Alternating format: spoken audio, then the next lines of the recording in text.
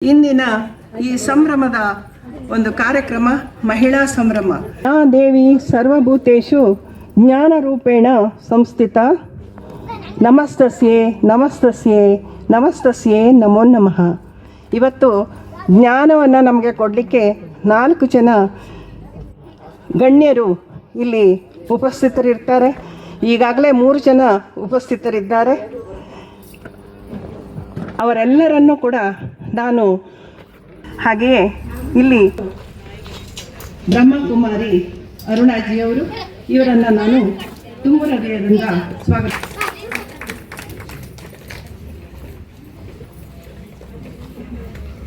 ಇವರಿಗೆ ಸಮರ್ಥ ಟ್ರಸ್ಟ್ ಅಧ್ಯಕ್ಷರಾದ ಪ್ರತಿಭಾ ನಾಯ್ಕರವರು ಮತ್ತು ಅನುಬಂಧ ಚಾರಿಟೇಬಲ್ ಟ್ರಸ್ಟಿನ ಅಧ್ಯಕ್ಷರಾದ ಶ್ರೀಮತಿ ಜ್ಯೋತಿ ಪಾಟೀಲ್ ಅವರು ಹೂಗುಚ್ಛವನ್ನು ನೀಡಿ ಆಗಮಿಸಬೇಕೆಂದು ಕೇಳ್ಕೊಳ್ತಾ ಇದ್ದಾರೆ. ಉದ್ಘಾಟಕರಾಗಿ ಅರಿವಿನ ಗುರುಮಾತೆ ಕೋಮಲಾ ಭಟ್ರವರು, ನಿವೃತ್ತ ಪ್ರಾಚಾರ್ಯರು, ಇವರನ್ನು ಕೂಡ ನಾನು ತುಂಬ ಗೌರವದಿಂದ ಸ್ವಾಗತ ಬಯಸ್ತಾ ಇದ್ದೇನೆ.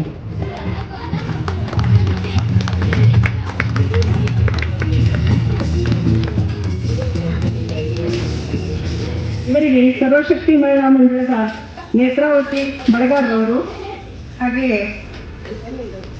ಸಮೃದ್ಧಿ ಮಹಿಳಾ ಮಂಡಳದ ಅರ್ಚನಾ ಹೊನ್ನಾವರವರು ಬಂದು ಹೂಗುಚ್ಛವನ್ನು ಕೊಡಬೇಕಂತ ಕೇಳ್ಕೊಳ್ತಾ ಇದ್ದೇನೆ.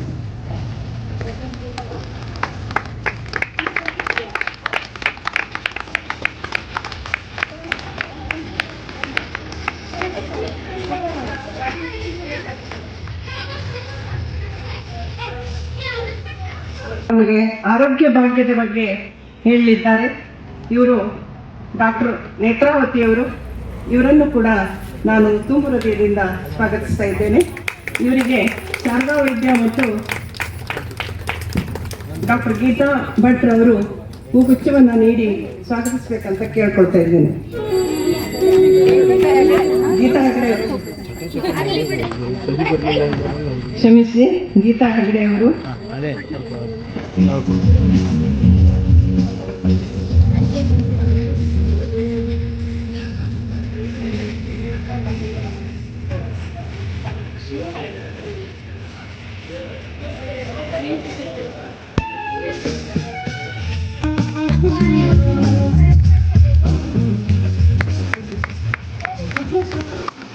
ಈ ಒಂದು ಸುಮಧುರ ಪುಷ್ಪಗಳಂತೆ ನನಗೆ ಗೋಚರಿಸ್ತಾ ಇದ್ದೀರಿ. ಇದೇ ಉತ್ಸಾಹ ಕೊನೆಯವರೆಗೂ ಇಟ್ಕೋಬೇಕಂತ ಕೇಳ್ಕೊಳ್ಳುತ್ತಾ, ಈಗ ಪ್ರಾರ್ಥನೆಯೊಂದಿಗೆ ಈ ಕಾರ್ಯಕ್ರಮದ ಅನಾವರಣ ಮಾಡಲಿದ್ದಾರೆ ಮಧುರಾ ಹೆಗಡೆಯವರು.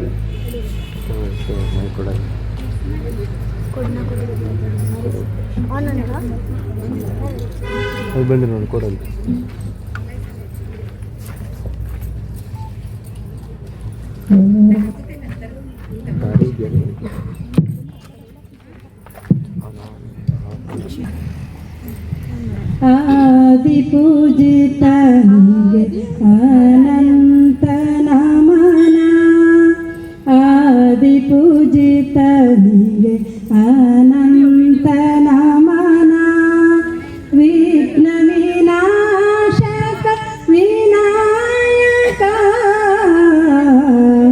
ಆದಿ ಪೂಜಿತ ಅನಂತ ನಮನ, ಪ್ರಾತ ಸ್ಮರಣ ಪ್ರಥಮಾದಿ ನಮನ, ಪಾರ್ವತಿ ಕುವರ ವಿನಾಯಕ, ಪ್ರಾತ ಸ್ಮರಣ ಪ್ರಥಮಾದಿ ನಮನ, ಪಾರ್ವತಿ ಕುವರ ವಿನಾಯಕ, ಮೂರ್ಜಗದೊಡೆಯ ಮುಖಂಡ ಕುಮಾರ, ಮೂಷಿಕ ವಾಹನ ಮೋದಕ ಹಸ್ತ, ಆದಿ ಪೂಜಿತನಿಗೆ ಅನಂತ ನಮನ, ಧೂಮ್ರವರ್ಣ ದುರ್ವಾ ಪ್ರಿಯಕರ ವರದ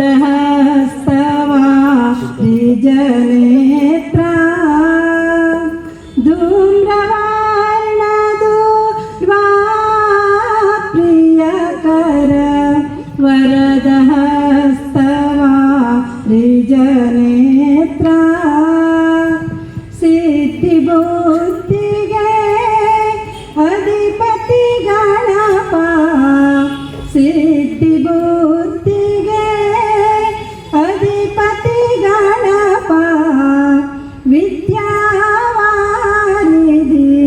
ಶುದ್ಧ ಶ್ರೀಚರಿತ ಆದಿ ಪೂಜಿತನಿಗೆ ಅನಂತ ನಮನ ದುರಿತ ವಿನಾಶನ ದುರಿತೋದ್ಧಾರ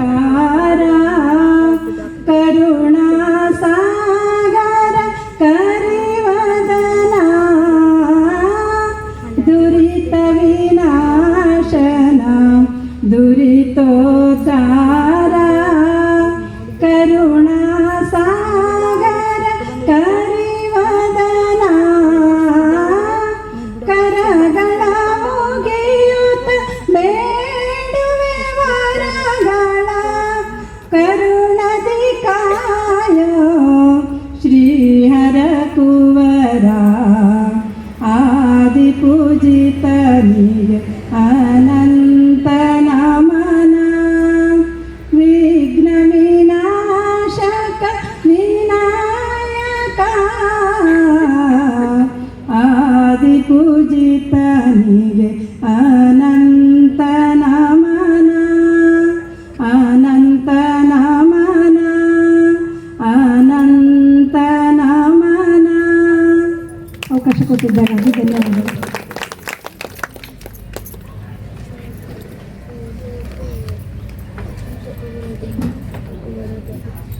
ಸುಶ್ರಾವ್ಯವಾಗಿ ಭಗವಂತನನ್ನು ಪ್ರಾರ್ಥಿಸಿ ಇಲ್ಲಿ ಭಕ್ತಿಯ ವಾತಾವರಣವನ್ನು ನಿರ್ಮಾಣ ಮಾಡಿದ ಶ್ರೀಮತಿ ಮಧುರಾ ಹೆಗಡೆ ಅವರಿಗೆ ತುಂಬು ಹೃದಯದ ಧನ್ಯವಾದಗಳು.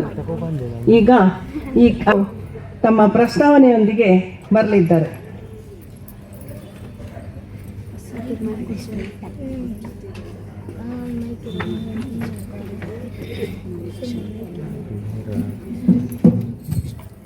ಎಲ್ಲರಿಗೂ ಶುಭ ಮಧ್ಯಾಹ್ನ ಹೇಳುತ್ತಾ ಸರ್ವಮಂಗಲ ಮಾಂಗಲ್ಯ ಶಿವೆ ಸರ್ವಾರ್ಥ ಸಾಧಿಕೆ ಶರಣ್ಯೈತರ ತ್ರ್ಯಂಬಕೆ ಗೌರಿ ನಾರಾಯಣೇ ನಮಸ್ತುತೆ ಎಂಬ ದೇವಿಸ್ತುತಿಯನ್ನು ನೆನಪಿಸ್ಕೊತಾ ತಾಯಿ ಮಾರಿಕಾಂಬೆಯನ್ನು ಮತ್ತೊಮ್ಮೆ ಅವಳ ಆಶೀರ್ವಾದ ನಮ್ಮ ನಿಮ್ಮೆಲ್ಲರಿಗೂ ಇರಲಿ ಅಂತ ಕೇಳಿಕೊಳ್ಳುತ್ತಾ ಈ ಕಾರ್ಯಕ್ರಮದ ಪ್ರಸ್ತಾವನೆ ಭಾಷಣವನ್ನು ನನಗೆ ವಹಿಸಿದ್ದಾರೆ ಎಲ್ಲರೂ ಸೇರಿ. ಇದಕ್ಕೆ ಎಲ್ಲರೂ ಕೈ ಜೋಡಿಸಿದ್ರು. ಅದು ಹೇಗೆ ಈ ಕಾರ್ಯಕ್ರಮ ಇಲ್ಲಿವರೆಗೂ ಬಂದು ಮುಟ್ತು ಅನ್ನೋಕ್ಕೆ ಒಂದು 4 ಮಾತದಲ್ಲಿ ನಾನು ಹೇಳಿ ಮುಗಿಸ್ಲಿಕ್ಕೆ ಇಚ್ಛೆಪಡ್ತೀನಿ. ಆ್ಯಕ್ಚುಲಿ ನಾವು ಯಾವಾಗಲೂ ವಿವೇಕಾನಂದ ನಗರ KHB ಕಾಲನಿಯ ಎಲ್ಲ ಮಹಿಳಾ ಸದಸ್ಯರು ಅತ್ಯಂತ ಚಟುವಟಿಕೆಯಿಂದ ಇರೋರು. ಎಲ್ಲರೂ ಒಬ್ರಿಗಿಂತ ಒಬ್ಬರು ಚೆನ್ನಾಗೇ ಎಲ್ಲ ಕಾರ್ಯಕ್ರಮಗಳಲ್ಲೂ ಜೊತೆಗೂಡಿ ಚೆನ್ನಾಗೇ ಮಾಡ್ಕೊಂಡು ಬರ್ತಾ ಇರ್ತೀವಿ. ಈ ವುಮೆನ್ಸ್ ಡೇ ಕಾರ್ಯಕ್ರಮವನ್ನು ಕೂಡ ಪ್ರತಿ ವರ್ಷವೂ ಒಂದೊಂದು ಕಡೆ ಸೆಲೆಬ್ರೇಟ್ ಮಾಡ್ತಾ ಇದ್ವಿ. ಆದರೆ ಈ ಸರ್ತಿ ನಾನು ಒಂದು ನಮ್ಮ ಏರಿಯಾದಿಂದ ವಿಶೇಷವಾಗಿ ಆಗಲಿ, ಒಂದು ಹೊಸತನದಲ್ಲಿ ಆಗಲಿ ಅನ್ನೋದು ಒಂದು ವಿಚಾರಕ್ಕೆ ಎಲ್ಲ ಮಹಿಳಾ ಸಂಘಟನೆಗಳನ್ನು ಸರ್ವಶಕ್ತಿ ಮಹಿಳಾ ಸಂಘ ಇರ್ಬೋದು, ಸಮೃದ್ಧಿ ಮಹಿಳಾ ಸಂಘ ಇರ್ಬೋದು, ನಾಗಚೇಡೇಶ್ವರಿ ಮಹಿಳಾ ಸಂಘ ಇರ್ಬೋದು, ಸಮರ್ಥ ಟ್ರಸ್ಟ್ನವ್ರು ಇರ್ಬೋದು, ಮಾತೃಮಂಡಳಿಯ ನಮ್ಮ ದೇವಸ್ಥಾನ ಮಾತೃಮಂಡಳಿಯ ಎಲ್ಲ ಸದಸ್ಯರು ಇರ್ಬೋದು, ಎಲ್ರಿಗೂ ನಾನೊಂದು ಮೀಟಿಂಗ್ ಕರೆದೆ. ಎಲ್ಲರೂ ಅದನ್ನು ಅಷ್ಟೇ ಖುಷಿಯಿಂದ ಒಪ್ಕೊಂಡ್ರು. ಹಾಂ, ಹೊಸತನ ಇದೆ, ನಾವು ಬಂದು ಜಾಯಿನ್ ಆಗ್ತೇವೆ, ಎಲ್ಲರೂ ಒಂದೇ ಕಡೆ ಮಾಡುವಲ್ಲಿ ಒಂದು ಏನೋ ಹೊಸ ವಿಷಯನ ಹೊಸ ಸಂದೇಶವನ್ನು ನಾವು ಸಮಾಜಕ್ಕೆ ಕೊಡುವಲ್ಲಿ ನಾವು ಒಂದು ಒಳ್ಳೆ ಕಾರ್ಯಕ್ರಮ ಮಾಡುವಲ್ಲಿ ನಾವು ರೆಡಿ ಇದ್ದೇವೆ ಅಂತ ಎಲ್ಲರೂ ನನ್ನ ಕೈ ಜೋಡಿಸಿದ್ರು. ಪ್ರಪ್ರಥಮವಾಗಿ ಅವರು ಎಲ್ಲ ಸಂಘಟನೆಗಳ ಪ್ರತಿಯೊಬ್ಬ ಸದಸ್ಯರಿಗೂ ನಾನು ತುಂಬ ಹೃದಯದ ಧನ್ಯವಾದಗಳನ್ನು ಅರ್ಪಿಸ್ತೇನೆ. ಮತ್ತು ಈ ಹೊಸತನಕ್ಕೆ ಎಲ್ಲ ಈ ದೊಡ್ಡ ಸಿಟಿಯಲ್ಲಿ ಈ ಸೀರೆ ವಾಗ್ತಾನು ಇವೆಲ್ಲ ಮಾಡ್ತಾ ಇರ್ತಾರೆ, ಜಸ್ಟ್ ಫೋಟೋ ಶೋಗೆ ಅಷ್ಟೇ ಇರ್ತದೆ. ಬಟ್ ನಾವು ಇದನ್ನು ಸೀರೆ ಒಂದು ಮ್ಯಾರಥಾನ್ ಅಥವಾ ಸೀರೆಯಲ್ಲಿ ನಡಿಗೆ ಅನ್ನೋದು ಏನು ಕಾರ್ಯಕ್ರಮ ಇದೆಯಲ್ಲ, ಇದು ನಮ್ಮ ಭಾರತೀಯ ಸಂಸ್ಕೃತಿ, ಈ ಉಡುಗೆ ನಮ್ಮ ಹೆಮ್ಮೆ. ಈ ನಮ್ಮ ಸೀರೆಯನ್ನು ಉಟ್ಕೊಂಡು ನಾವು ಎಲ್ಲೇ ಯಾವುದೇ ಫಂಕ್ಷನ್ ಹೋದರೂ ನಾವು ಭಾಳ ಕಂಫರ್ಟ್ ಆಗಿರ್ತೀವಿ.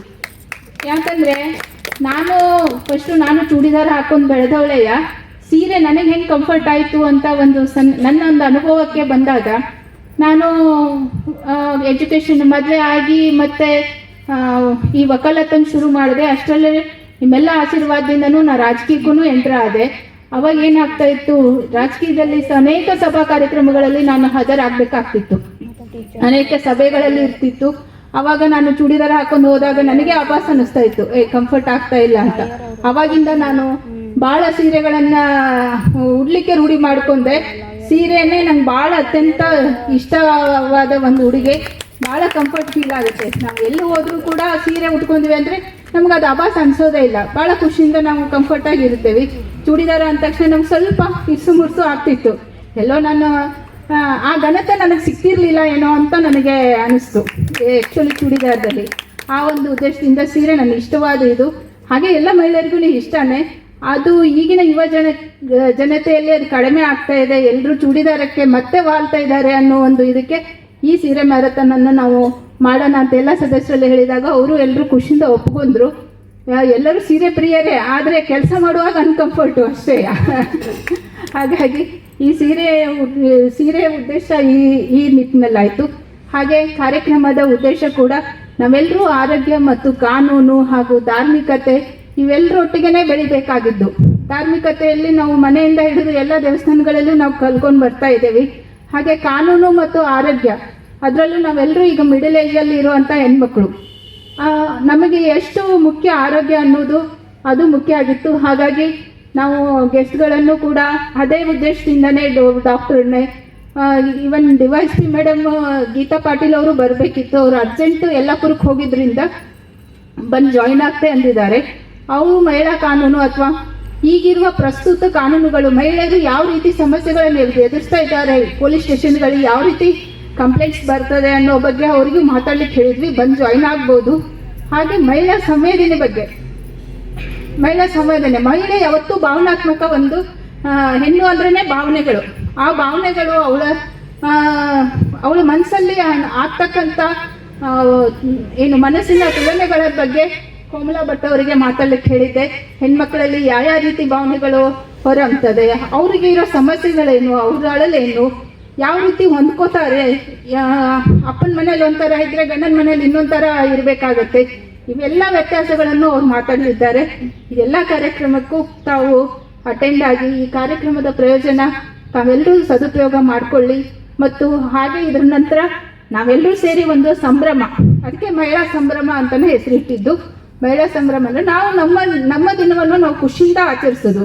ನಮ್ಮ ದಿನ ಅಂದರೆ ಈ ಮಾರ್ಚ್ 8 ಮಹಿಳಾ ದಿನಾಚರಣೆ, ಇದು ಭಾಳ ಹೋರಾಟದಿಂದ ಸಿಕ್ಕಿತ್ತು ನಮ್ಗೆ ದಿನ ಅಂತಲೇ ನಿಮ್ಗೆಲ್ಲರಿಗೂ ಗೊತ್ತಿರಬೇಕು. ಯಾಕಂದರೆ ನಾವು ಮುಂದಿನ ಎಲ್ಲ ಭಾಷಣಗಳಲ್ಲಿ ನಿಮ್ಗೆ ಸಿಗ್ಬೋದು ಇದು ಯಾಕೆ ಈ ಹೋರಾಟ ಬಂತು, ಯಾಕೆ ಮಹಿಳಾ ದಿನಾಚರಣೆ ಸೆಲೆಬ್ರೇಟ್ ಆಯಿತು, ಇನ್ನೂವರೆಗೂ ನಾವು ಇದಕ್ಕೆ ಯಾಕೆ ಮಹತ್ವ ಕೊಡ್ತಾ ಇದ್ದೇವೆ ಅನ್ನೋದು ತಾವೆಲ್ಲರೂ ತಿಳ್ಕೋಬೇಕು. ಈಗ ನಾನು ಹೇಳ್ತಾ ಹೋದರೆ ಭಾಷಣ ದೊಡ್ಡದಾಗತ್ತೆ. ಹಾಗಾಗಿ ಮುಂದೆ ಎಲ್ಲ ಅತಿಥಿ ಗಣ್ಯಮಾನ್ಯರು ಅದನ್ನು ತಮಗೆ ತಿಳಿಸಲಿದ್ದಾರೆ. ಇಷ್ಟು ಹೇಳಿ ನಾನು ಈ ಅವಕಾಶಕ್ಕೆ ಮತ್ತು ಪ್ರತಿಯೊಬ್ಬರು ಭಾಗಿಯಾದ ಎಲ್ಲ ನನ್ನ ಆತ್ಮೀಯ ಸ್ನೇಹಿತರಿಗೂ ಅಕ್ಕ ತಂಗಿಯರಿಗೂ ಮತ್ತೊಮ್ಮೆ ಧನ್ಯವಾದಗಳನ್ನು ಹೇಳಲಿಕ್ಕೆ ಇಚ್ಛಪಡ್ತೀನಿ. ನಮಸ್ಕಾರ.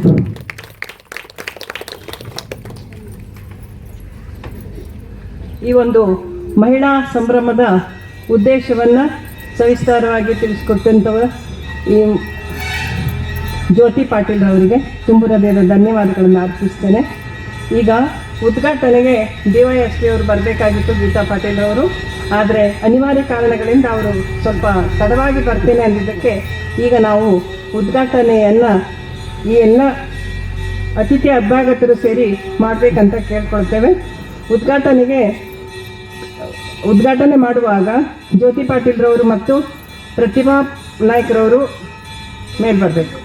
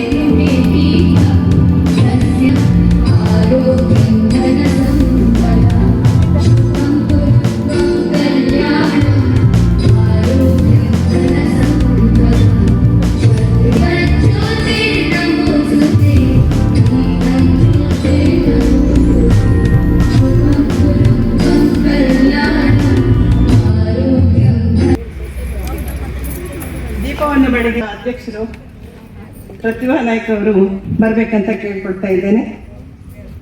ಗಾಗಿ ನೀಡಿ ಎಂಬುವ ಥೀಮಿನೊಂದಿಗೆ ಈ ವರ್ಷದ ಮಹಿಳೆಯರ ಸಾಮಾಜಿಕ, ಆರ್ಥಿಕ, ಸಾಂಸ್ಕೃತಿಕ ಮತ್ತು ರಾಜಕೀಯ ಸಾಧನೆಗಳನ್ನು ಗುರುತಿಸಲು ಹಾಗೂ ಲಿಂಗ ಸಮಾನತೆಗಾಗಿ ಜಾಗೃತಿಯನ್ನು ಮೂಡಿಸಲು ಹಕ್ಕುಗಳ ಪ್ರತಿಪಾದನೆ, ಸಬಲೀಕರಣ ಮತ್ತು ಮಹಿಳೆಯರ ಮೇಲಿನ ತಾರತಮ್ಯವನ್ನು ಕೊನೆಗೊಳಿಸುವ ಹೋರಾಟದ ಸಂಕೇತವಾಗಿದೆ.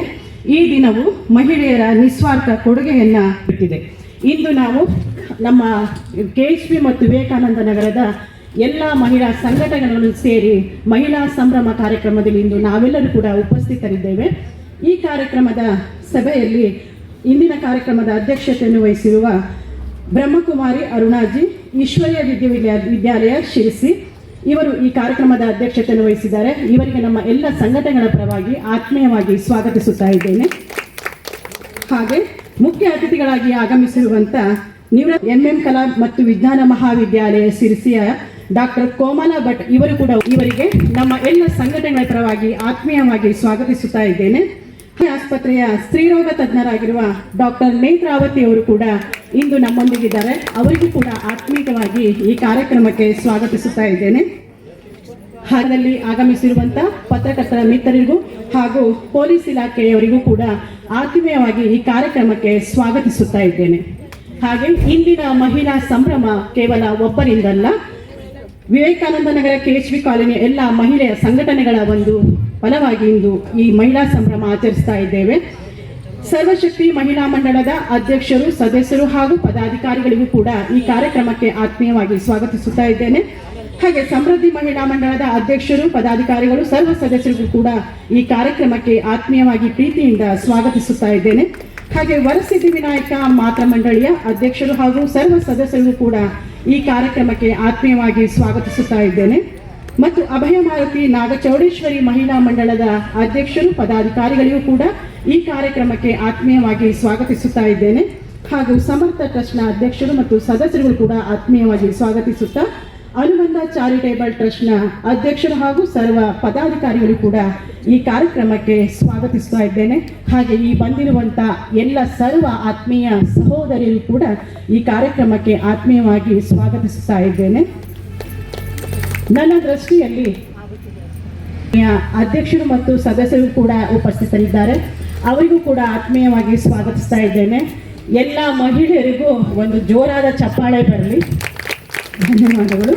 ನನ್ನ ದೃಷ್ಟಿಯಲ್ಲಿ ಹೆಣ್ಣು ಕೇವಲ ಮಾನುಷಿಯಲ್ಲ, ಅಬಲೆಯೂ ಅಲ್ಲ, ಅವಳೊಂದು ಮಹಾಶಕ್ತಿ ಎಂದು ಕುವೆಂಪು ಅವರು ಹೇಳಿದ್ದಾರೆ. ಸದಾ ಹರಿವ ಸಹನೆಯ ನದಿ, ಬರಿದಾಗದ ಕರುಣೆಯ ಕಡಲು, ಮಮತೆಯ ಮಹಾಸಾಗರದ ಪ್ರತೀಕವೇ ಆಗಿರುವ ಸಮಸ್ತ ಮಹಿಳೆಯರಿಗೆ ಮತ್ತೊಮ್ಮೆ ಮಹಿಳಾ ದಿನಾಚರಣೆಯ ಶುಭಾಶಯವನ್ನು ತಿಳಿಸುತ್ತಾ ಈ ಕಾರ್ಯಕ್ರಮವನ್ನು ಸಂಜೆಯವರೆಗೆ ನಡೆಯುವ ಈ ಕಾರ್ಯಕ್ರಮವನ್ನು ನಾವೆಲ್ಲರೂ ಕೂಡ ಯಶಸ್ವಿಗೊಳಿಸೋಣ ಅಂತ ಹೇಳುತ್ತಾ ಎಲ್ಲರಿಗೂ ಧನ್ಯವಾದಗಳು.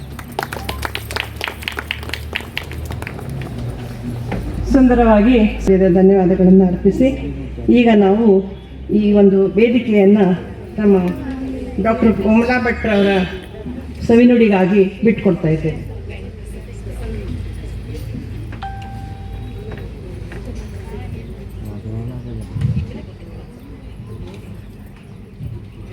ಎಲ್ಲ ಮಾತೆಯರಿಗೂ ಶಿರಸಾಷ್ಟಾಂಗ ನಮಸ್ಕಾರ.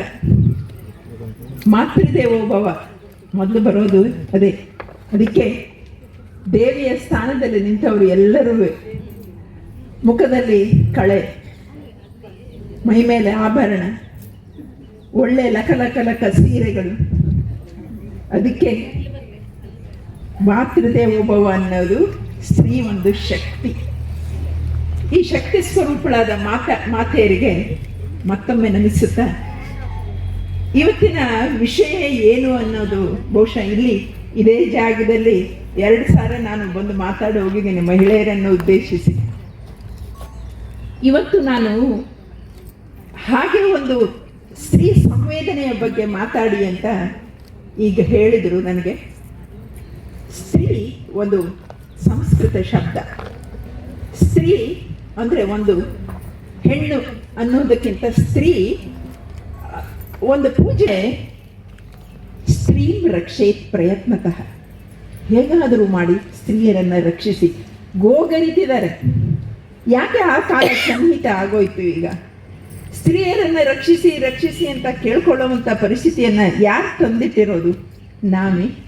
ನಾವು ಸ್ತ್ರೀಯರೇ. ಇಲ್ಲಿ ಸೇರಿರುವಂಥವರೆಲ್ಲರೂ 50 to 60, 50, 60, 60ರ ಮೇಲ್ಪಟ್ಟವರು. ಹಾಗಿದ್ರೆ ಇಂದಿನ ಹೆಣ್ಣು ಮಕ್ಕಳಿಗೆ ಈ ಸೀರೆ ಅಷ್ಟು ರುಚಿಸೋದಿಲ್ವಾ? ರುಚಿಸದೆ ಎಲ್ಲ, ಯಪ್ಪ ಸಾಕಾಗೋಯ್ತಪ್ಪ, ಈ ಸೀರೆ ಉಟ್ಕೊಂಡು ಸಾಕಾಗೋಯ್ತು, ತೆಗೆದು ಆಚೆ ಹಾಕಿದ್ರೆ ಸಾಕು, ಮನೆಗೆ ಬಂದೊಂದು ನೈಟಿ ಹಾಕ್ಕೊಂಡು ಕೂತ್ಕೊಂಡ್ರೆ ಸಮಾಧಾನ. 90% ನಮ್ಮ ಆದಿಯಾಗಿ ನಮಗೂ ಅಷ್ಟೇ ಒಂದೊಂದ್ಸರಿ ಭಾಳ ಸೀರೆ, ಹೆಚ್ಚಿನ ಎಲ್ಲ ಕಾರ್ಯಕ್ರಮಗಳು ಸೀರೆ ಒಂದು ಕಡೆ ಬಿಸಾಕ್ತೇವೆ, ಒಂದೇ ಒಂದು ಸರಿ ಹೀಗೆ ಹಾಕ್ಕೊಂಡು ನೈಟಿ ಹಾಕ್ಕೊಂಡು ಕೂತ್ಬಿಡ್ತೀವಿ. ಹಾಗಂತ ಅದನ್ನು ವಿರೋಧಿಸಬೇಕು ಅಂತಲ್ಲ, ಅವರವರ ಕಂಫರ್ಟ್ಸ್. ಆದರೆ ಸೀರೆ ಒಂದು ಶಿವಶಕ್ತಿ ಪುರುಷರದ್ದು. ಶಕ್ತಿ ತತ್ವ ಈ ಮಾತೆಯರಲ್ಲಿ ಬರೋದು ಈ ಸೀರೆಗಳಿಂದ. ಎಷ್ಟು ಶಕ್ತಿ ತತ್ವಗಳು! ಈಗ ನೀವು ಸೀರೆ ಉಟ್ಕೊಂಡ್ರೆ ಸೆಕೆ ಅಂತ ನಾನು ಹೇಳಿದ್ನಲ್ಲ, ಸೀರೆ ಉಟ್ಕೊಂಡ್ರೆ ಸೆಕೆ ಕಡಿಮೆ.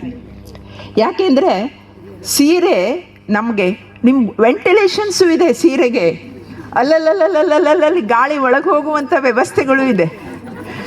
ಬಹುಶಃ ಸೀರೆ ನಮಗೆ ಸೆಕೆ ಬಹಳ ತರೋದಿಲ್ಲ. ಸೀರೆ ಹಲವಾರು ಉಪಯೋಗಗಳನ್ನು ನಾವು ಸ್ತ್ರೀಯರು ಮಾಡ್ಕೊಳ್ತೀವಿ. ಸಾವಕಾಶ ಸೀರೆ ಸೆರಗನ್ನು ಮೇಲೆತ್ತಿ ಒಂಚೂರು ಮುಖನೂ ಒರೆಸ್ಕೊಳ್ತೀವಿ. ಅಲ್ಲೇ ಗೊತ್ತಿಲ್ದಂಗೆ ಅದು ರೇಷ್ಮೆ ಸೀರೆ ಇರಲಿ ಏನೂ ಇರಲಿ, ಒಂದು ಸಾರಿ ಸಾವಕಾಶವಾಗಿ ಸೀರೆ ಎತ್ಕೊಂಡು ಮುಖ ಒರೆಸ್ಕೊಳ್ತೀವಿ. ಅದು ಹಾಗೆ ಮಾಡಬೇಕು ಅಂತಿಲ್ಲ, ಈಗೆಲ್ಲ ಬೇರೆ ಬೇರೆದೆಲ್ಲ ಬಂದಿದೆ ಮುಖ ಎಲ್ಲ. ಯಾಕೆಂದರೆ ಮೇಕಪ್ ಮಾಡ್ಕೊಂಡಿರ್ತಾರಲ್ಲ 90%, ಆಗ ಸೀರೆಯಲ್ಲಿ ಒರೆಸ್ಕೊಂಡ್ರೆ ಸರಿ ಹೋಗೋದಿಲ್ಲ, ಎಲ್ಲ ಕಿತ್ತು ಬಂದುಬಿಡ್ತದೆ ಅಂತ. ಅದಕ್ಕೆ ಹೀಗೆ ಒತ್ಕೊಳ್ತೀವಿ ಒಂದೊಂದು ಸಾರಿ, ಅದೆಲ್ಲ ಇದೆ. ಆದರೂ ಸೀರೆಯಲ್ಲೇ ಹಾಗೆ ಒತ್ಕೊಳ್ತೀವಿ ಒಂದೊಂದು ಸಾರಿ. ಸೊ ಇದು ಒಂದು ಹಾಗೆ ಒಂದು ಲೈಟರ್ ಮೊಮೆಂಟಲ್ಲಿ ಹೀಗೆ ನಿಮ್ಮ ಹತ್ರ ಡಿಸ್ಕಸ್ ಮಾಡಿರೋದು. ಸೀರೆ ಉಡ್ತಾರೆ ಅಂತ ಆ ಬೆಲೆ ಇರಲ್ಲ ಅಂತಲ್ಲ.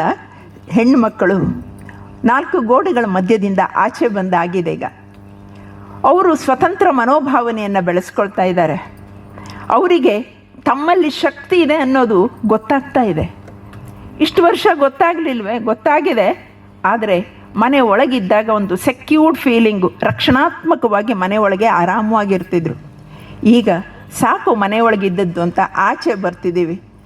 ನಮ್ಮ ತನವನ್ನು ನಾವು ತೋರಿಸ್ತಾ ಇದ್ದೀವಿ ಜಗತ್ತಿಗೆ. ನಾವು ಸೀರೆ ಉಟ್ಕೊಳ್ತೀವಿ, ಸೀರೆಯಲ್ಲಿ ನಾವು ಸುಖ ಕಾಣಿಸ್ತದೆ, ಬನ್ನಿ ನಾವು ಮ್ಯಾರಥಾನ್ ಮಾಡ್ತೀವಿ, ನೀವು ನೋಡಿ ಎಲ್ಲರೂ ಅಂತ. ಧೈರ್ಯ ಬೇಕು ಇದಕ್ಕೂ. ಒಂದು 10 ವರ್ಷಗಳಿಂದ ನಾವು ಹೀಗೆ ಮಾಡ್ತಿರ್ಲಿಲ್ವೇನೋ ಬಹುಶಃ. ಹೆದರಿಕೆ ಆಗ್ತಿತ್ತು. ಯಾಕೆಂದರೆ ಯಾಕೆ ಬೇಕು ಇದೆಲ್ಲ? ನನಗೆ ಒಂಥರ ನಾಚಿಕೆ. ನಾನೀಗ ಬರುವಾಗ ಎಲ್ಲೋ ಸೀರೆ ಮ್ಯಾರಥಾನ್ ಇದೆ, ಹೊರಟಿದ್ದೀನಿ ಎಂದೆ. ಭಾಷಣ ಮಾಡ್ತಿರೋ ಇಲ್ವಂದ್ರು. ಭಾಷಣ ಮಾಡ್ಬೋದು, ಅದಕ್ಕಿಂತ ನನಗೆ ಸೀರೆಯಲ್ಲಿ ಮೆರವಣಿಗೆ ಹೋಗ್ತಾರಲ್ಲ, ಅಪರೂಪ ಅದನ್ನು ನೋಡುವಂಥ ಆಸೆ ಇದೆ. ಸೊ ಅದಕ್ಕೆ ಒಂದು ಫೋಟೋ ತೆಗೆದುಕೊಂಡು ಈಗ ನಮ್ಮ ಮನೆ ಮಂದಿಗೆಲ್ಲ ಬಿಟ್ಟಾಗ, ಅಯ್ಯೋ ಹಳೆ ಕಾಲದವರನ್ನೆಲ್ಲ ಬಂದು ಸೇರಿ ಹಾಕೊಂಡ್ಬಿಟ್ಟಿದ್ದಾರೆ, ಎಲ್ಲ ಹಳೆ ಕಾಲದವರ ಅಂತ ಮೊದಲನೇದು ಮೆಸೇಜ್ ಬಂದಿರೋದು, ಎಲ್ಲ ಹಳೆ ಕಾಲದವರೆಲ್ಲ ಸೇರ್ಕೊಂಡ್ಬಿಟ್ಟಿದಾರ ಅಂತ. ಸೀರೆ ಉಟ್ಟರೆ ಹಳೆ ಕಾಲದವರು, ಹೊಸ ಕಾಲದವರು ಅಂದರೆ ಎಲ್ಲ ನಾ ಹೇಳಬೇಕಿಲ್ಲ. ಸೊ ಈ ಒಂದು ಮೆಂಟಾಲಿಟಿ, ಮನೋಭಾವನೆ ಈಗಲೂ ಇದೆ ನಮ್ಮ ಜನದಲ್ಲಿ. ಆ ಭಾರತೀಯ ಸಂಸ್ಕೃತಿಯಲ್ಲಿ ಈ ಒಂದು ನಾವು ಮಹಿಳಾ ದಿನಾಚರಣೆ ಅಂತ ಆಚರಿಸೋದು, ನಾ ಮಾತಾಡಿದ್ದು ನನಗೆ ಈಕೋ ಹೊಡೆಯುತ್ತೆ, ಅದಕ್ಕೆ ಈ ಕಡೆ ಬಂದಿದ್ದೀನಿ. ಸ್ವಲ್ಪ ಈಕೋ ಹೊಡಿತಾ ಇದೆ, ಅದಕ್ಕೆ ಈಚೆಗೆ ಬಂದಿದ್ದೀನಿ. ನಾವು ಭಾರತದಲ್ಲಿ ಅನ್ನುವಂಥ ಮನೋಭಾವನೆ ಇವತ್ತಿಗೂ ಇದೆ. ಆದರೆ ನಾವು ನಮ್ಮ ಸಂಸ್ಕಾರಗಳ ಮಧ್ಯದಲ್ಲಿ ಸಿಲುಕು ಹಾಕ್ಕೊಂಡಿದ್ದೀವಿ. ನಮ್ಮ ಸಂಸ್ಕಾರಗಳು ಹೇಗಿದೆ ಅಂತಂದರೆ, ನೀನು ಮನೆಯಿಂದ ಆಚೆ ಹೋಗಬೇಡ, ನಿನ್ನ ಮೇಲೆ ಎಲ್ಲ ವಕ್ರ ದೃಷ್ಟಿಗಳು ಬಿದ್ದಾವು, ಆದ್ದರಿಂದ ಸ್ವಲ್ಪ ಕೇರ್ಫುಲ್ಲಾಗಿರು ಅಂತ ನಮ್ಮ ಹಿಂದಿನವರು ಹೇಳಿದ್ರು. ಹಾಗೆ ಕಳೀತಾ ಬಂದಂಗೆ ಈಗ ನಾವು ಮಹಿಳಾ ದಿನಾಚರಣೆಯನ್ನು ಅಂತಾರಾಷ್ಟ್ರೀಯ ಮಹಿಳಾ ದಿನಾಚರಣೆ ಅಂತ ಮಾಡಿದ್ದೀವಿ. ಅಂತಾರಾಷ್ಟ್ರೀಯ ಮಹಿಳಾ ದಿನಾಚರಣೆ ಅಂತ ಮಾಡೋದಕ್ಕೆ ಕಾರಣ ಏನು? 1908 ಮತ್ತು 11 ಮಧ್ಯದಲ್ಲಿ ನಮ್ಮ ದೇಶದಲ್ಲ, ಅಭಿವೃದ್ಧಿ ಹೊಂದಿದಂತಹ ರಾಷ್ಟ್ರಗಳು ತಮ್ಮ ಮನಸ್ಸಿನಲ್ಲಿ ಅಂದುಕೊಂಡಿದ್ದು ನಾವು ಸ್ವತಂತ್ರರಲ್ಲ, ನಮ್ಮ ಮೇಲೂ ದಬ್ಬಾಳಿಕೆ ಆಗ್ತಾ ಇದೆ, ಅದಕ್ಕೆ ನಾವು ಅದರಿಂದ ಆಚೆ ಬರಬೇಕು ಅಂತ, ಹೊರಗೆ ಬರಬೇಕು ಅಂತ. ಸೊ ಅದಕ್ಕೆ ಅವರು ಅಂತಾರಾಷ್ಟ್ರೀಯ ಮಟ್ಟದಲ್ಲಿ ಮಹಿಳಾ ದಿನಾಚರಣೆಯನ್ನು ಆಚರಿಸೋಕ್ಕೆ ಕ್ಲಾರಾ ಜೆಟ್ಕಿನ್ ಅಂತ ಅವರು ಸ್ಟಾರ್ಟ್ ಮಾಡಿದರು. ಅವರಂದರೆ ಒಂದಿಷ್ಟು ಜನ ಗುಂಪಲ್ಲಿ ಸೇರಿಕೊಂಡು ಇಡೀ ಜಾಗತಿಕ ಮಟ್ಟದಲ್ಲಿ, ಅಂದರೆ ಹಾಗಿದ್ರೆ ನಾವು ಅವರಿಗಿಂತನೂ ಇನ್ನೂ ಪವರ್ಫುಲ್ಲಾಗಿದ್ವಾ? ನಮ್ಮೆಲ್ಲ ಮಹಾಭಾರತ ರಾಮಾಯಣಗಳಂಥವೆಲ್ಲವೂ ಸ್ತ್ರೀಯರ ಮೇಲೆ ರಚಿಸಲ್ಪಟ್ಟದ್ದು. ಯುದ್ಧಗಳಲ್ಲಿ, ಗ್ರೀಸ್ನಲ್ಲಿ ಯುದ್ಧ ಆದರೆ ಹೆಣ್ಮಕ್ಕಳು ರೂಮಿನ ಒಳಗಡೆಯಿಂದ ಇಣುಕಿ ನೋಡ್ತಿದ್ರು. ಗ್ರೀಸ್ನಂಥ ರಾಷ್ಟ್ರದಲ್ಲಿ ಯುರೋಪಿಯನ್ ರಾಷ್ಟ್ರಗಳು, ನಾವೆಲ್ಲ ಈಗ ಅಂದ್ಕೊಳ್ತೀವಲ್ಲ ಹೆಂಗಸರಿಗೆ ಏನು ಬೇಕೋ ಆ ಫ್ರೀಡಮ್ ಕೊಟ್ಟಿದ್ದಾರೆ ಅಂತ, ಕೊಟ್ಟಿರಲಿಲ್ಲ. ಭಾರತ ಇದರಲ್ಲಿ ಮೊದಲನೇ ಸ್ಥಾನದಲ್ಲಿ ಬರ್ತದೆ. ಯಾಕೆ ಅಂತಂದರೆ ನಾವು ಹೆಣ್ಣು ಮಕ್ಕಳಿಗೆ ಸಮನಾದ ಸ್ಥಾನವನ್ನು ಕೊಟ್ಟಿದ್ದೀವಿ. ಇದಕ್ಕೊಂಡಿದೆ. ನಿಮಗೆ ಅನಿಸ್ಬೋದು ಯುರೋಪಿಯನ್ ಖಂಡಗಳಲ್ಲಿ ಅವರು ಸ್ಮಾಲ್ ಡ್ರೆಸ್ ಹಾಕ್ಕೊಳ್ತಾರೆ, ಬೇಕಾದ್ರೆ ಗಂಡನ ಜೊತೆ ಇರ್ತಾರೆ, ಬೇಡದಿದ್ದರೆ ಬಿಟ್ಟು ಹೋಗ್ತಾರೆ, ಎಲ್ಲ ಸ್ವಾತಂತ್ರ್ಯಗಳು ಅವರಿಗಿದೆ ಅಂತ.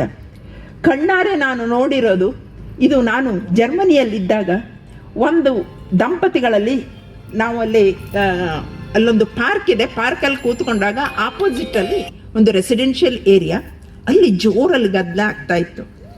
ಗದ್ದಲ ಆದರೆ ಅವನು ಏನಂದರೆ, ಅವಳು ಕಿರ್ಚ್ಕೊಳ್ತಾ ಇದ್ದಾಳೆ, ಯಾವ ರೀಸನ್ನೋ ನಮಗೆ ಗೊತ್ತಿಲ್ಲ, ಬಟ್ ಅವಳು ಶೌಟ್ ಮಾಡ್ತಾಯಿದ್ಲು. ಯಾಕೆ ಅಂತ ಗೊತ್ತಾಗಲಿಲ್ಲ. ಅವನು ಜೋರಲ್ಲಿ ಕಿರುಚ್ತಾನೆ, ಇವಳು ಶೌಟ್ ಮಾಡ್ತಾಳೆ.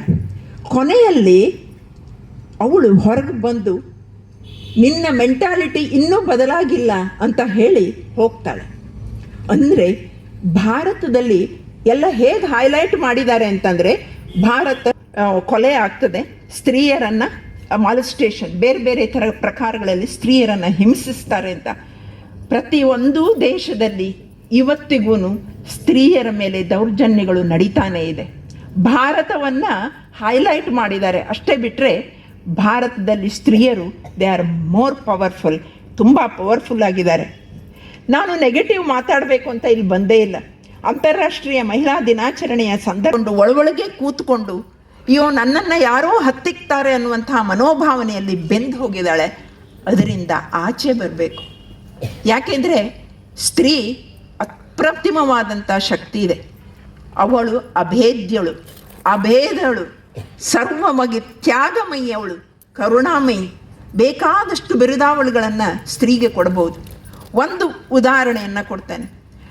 ನಾವು ಬೆಂಗಳೂರಿನ ಒಂದು ಮನೆಯಲ್ಲಿ ವಾಸವಾಗಿದ್ದಾಗ, ಈಗ ಒಂದು 25-30 ವರ್ಷಗಳ ಹಿಂದೆ, ಆ ಎದುರು ಮನೆಯನ್ನು ಹೆಂಡತಿ ತೀರ್ಕೊಂಡಕ್ಕಿಂತ ಮುಂಚೆ ಅವರ ಸಂಸಾರ ಹೇಗಿತ್ತು ಅಂದರೆ, ಇಡೀ ಜಗತ್ತಿನ ಸುಖಗಳೇ ಅವ್ರ ಮನೆಯಲ್ಲಿ ಇದೆ ಅಂತನ್ನುವಂಥದ್ದು. ಯಾವಾಗ ಅವರ ಹೆಂಡತಿ ತೀರ್ಕೊಂಡ್ಲೋ ಆ ಮನೆ ಪೂರ್ತಿಯಾಗಿ ನಾಶ ಆಗೋಯ್ತು. ಅಂದರೆ ಒಂದು ಸ್ತ್ರೀಯ ಕೈಯಲ್ಲಿ ಎಲ್ಲವೂ ಇದೆ. ಹಾಗಿದ್ರೆ ಸ್ತ್ರೀ ಬಹುಮುಖ ಪಾತ್ರವನ್ನು ನಿರ್ವಹಿಸ್ತಾ ಇದ್ದಾಳ ಅಂತ? ಹೌದು, ಸ್ತ್ರೀ ಬಹುಮುಖ ಪಾತ್ರವನ್ನು ನಿರ್ವಹಿಸ್ತಾ ಇದ್ದಾಳೆ. ಒಂದೇ ಎರಡೇ ಹೇಳೋಕ್ಕೆ ಹೋದರೆ, ನಾರಿ ಒಲಿದರೆ ನಾರಿ, ಮುನಿದರೆ ಮಾರಿ ಆಗ್ತಾಳೆ. ಮೊನ್ನೆ ಜಾತ್ರೆ ಮುಗೀತು. ಮಾರಿಕಾಂಬಾ ಜಾತ್ರೆಯ ಮಹತ್ವವೆಲ್ಲ ನಿಮಗೆ ಗೊತ್ತಿದೆ ಏನು ಅಂತ. ಮಾರಿ ಆಗ್ತಾಳೆ ಅವಳು. ತನ್ನ ಜೀವನವನ್ನು, ತನ್ನ ಗಂಡನಿಗಾಗಿ, ತನ್ನ ಕುಟುಂಬಕ್ಕಾಗಿ ಸರ್ವಸ್ವವನ್ನು ತ್ಯಾಗ ಮಾಡುವಂತಹ ಮನೋಭಾವನೆ, ತ್ಯಾಗಮಯಿ. ಬೇರೆ ಬೇರೆ ರೋಲ್ಗಳು ಅವಳಿಗೆ. ಅತ್ತೆ ಆಗ್ತಾಳೆ, ತಾಯಿ ಆಗ್ತಾಳೆ, ಸಹೋದರಿ ಆಗ್ತಾಳೆ, ನಾದಿನಿ ಆಗ್ತಾಳೆ, ಅಮ್ಮ ಆಗ್ತಾಳೆ. ಅಮ್ಮ ಬಹಳ ಪ್ರಮುಖವಾದಂಥ ಪಾತ್ರ. ಸರಿಯಾಗಿದ್ದರೆ ಇಡೀ ಮನೆ ಸರಿಯಾಗಿ ನಡೀತದೆ. ಅವಳು ಸೀರೆ ಉಟ್ಕೊಂಡೇ ಇರಬೇಕು ಅಂತಿಲ್ಲ, ಆದರೆ ಅವಳ ಮನೋಸ್ಥಿತಿ ಹೇಗಿರಬೇಕು ಅಂತಂದರೆ, ನಾನು ಹೇಗಿದ್ದೀನಿ, ನಾನು ಏನು ಮಾಡಬೇಕು, ನನ್ನ ಕರ್ತವ್ಯ ಏನು ಅನ್ನುವಂತಹ ಒಂದು ಪ್ರಜ್ಞೆ ಅವಳಲ್ಲಿ ಸರಿಯಾಗಿರಬೇಕು. ಅದಕ್ಕೆ ಬೇಕಾದಷ್ಟು ಉದಾಹರಣೆಗಳನ್ನು ನಾನು ಕೊಡ್ಬೋದು. ಉದಾಹರಣೆಗಳ ಸಮೇತವಾಗಿ ಹೇಳ್ತಾ ಹೋದರೆ ನಿಮಗೆ ಆಶ್ಚರ್ಯ ಅನಿಸ್ಬೋದು. ಕೆಲವೊಂದು ಸಂದರ್ಭಗಳಲ್ಲಿ ನಾವು ಸ್ತ್ರೀಯ ಹೊರತಾಗಿ ಪುರುಷ ಸಮಾಜ ಇಲ್ಲ. ಒಂದು ಸಮಾಜದಲ್ಲಿ ಸ್ತ್ರೀ ಪುರುಷರು ಎಡಗೈ ಮತ್ತು ಬಲಗೈ ಇದ್ದಂಗೆ. ಯಾವುದು ಹೆಚ್ಚು ಯಾವುದು ಕಡಿಮೆ ಅನ್ನುವಂಥದ್ದಲ್ಲ. ಸ್ತ್ರೀ ಇಡೀ ಕುಟುಂಬದ ನಿರ್ವಹಣೆಯನ್ನು ಮಾಡಿಸ್ತಾಳೆ.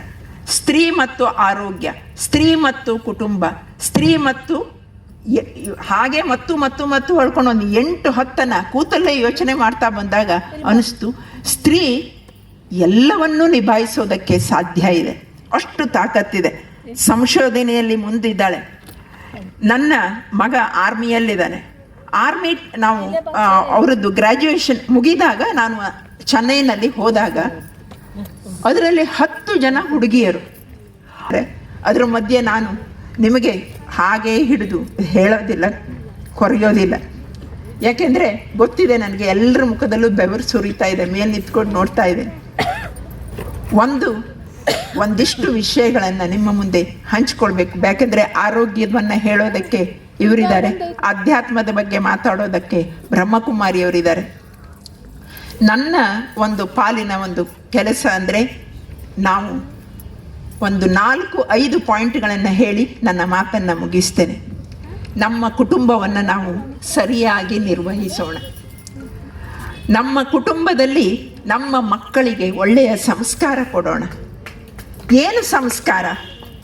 ನೀವೆಲ್ಲ ತಾಯಂದಿರು ಸಂಸ್ಕಾರ, ನಿಮ್ಮ ತಾಯಿ ಏನು ಕಲಿಸಿದಾಳೋ ಅದನ್ನು ನೀವು ನಿಮ್ಮ ಮಕ್ಕಳಿಗೆ ಕಲಿಸಿ. ಅದು ಕಳಕಳಿಯ ವಿನಂತಿ. ಭಾರತ ಬದಲಾಗ್ತಾ ಇದೆ. ಭಾರತ ನೋಡಿದ್ರೆ ಇದು ಯಾವ ಕಡೆ ಒಲಿತಾ ಇದೆ, ವಾಲ್ತಾ ಇದೆ ಅನ್ನೋದೇ ಗೊತ್ತಾಗೋದಿಲ್ಲ. ಹೆಚ್ಚಿನ ಜನ ಬೇರೆ ದೇಶಕ್ಕೆ ಹೋಗಿ ಆಗಿದೆ. ಇರುವಂತಹ ಹೆಣ್ಣು ಮಕ್ಕಳಿಗೆ ಇಲ್ಲಿಯ ಈ ಸಂಸ್ಕಾರಗಳು ಡೈಜೆಸ್ಟ್ ಆಗೋದಿಲ್ಲ, ರುಚಿಸೋದಿಲ್ಲ.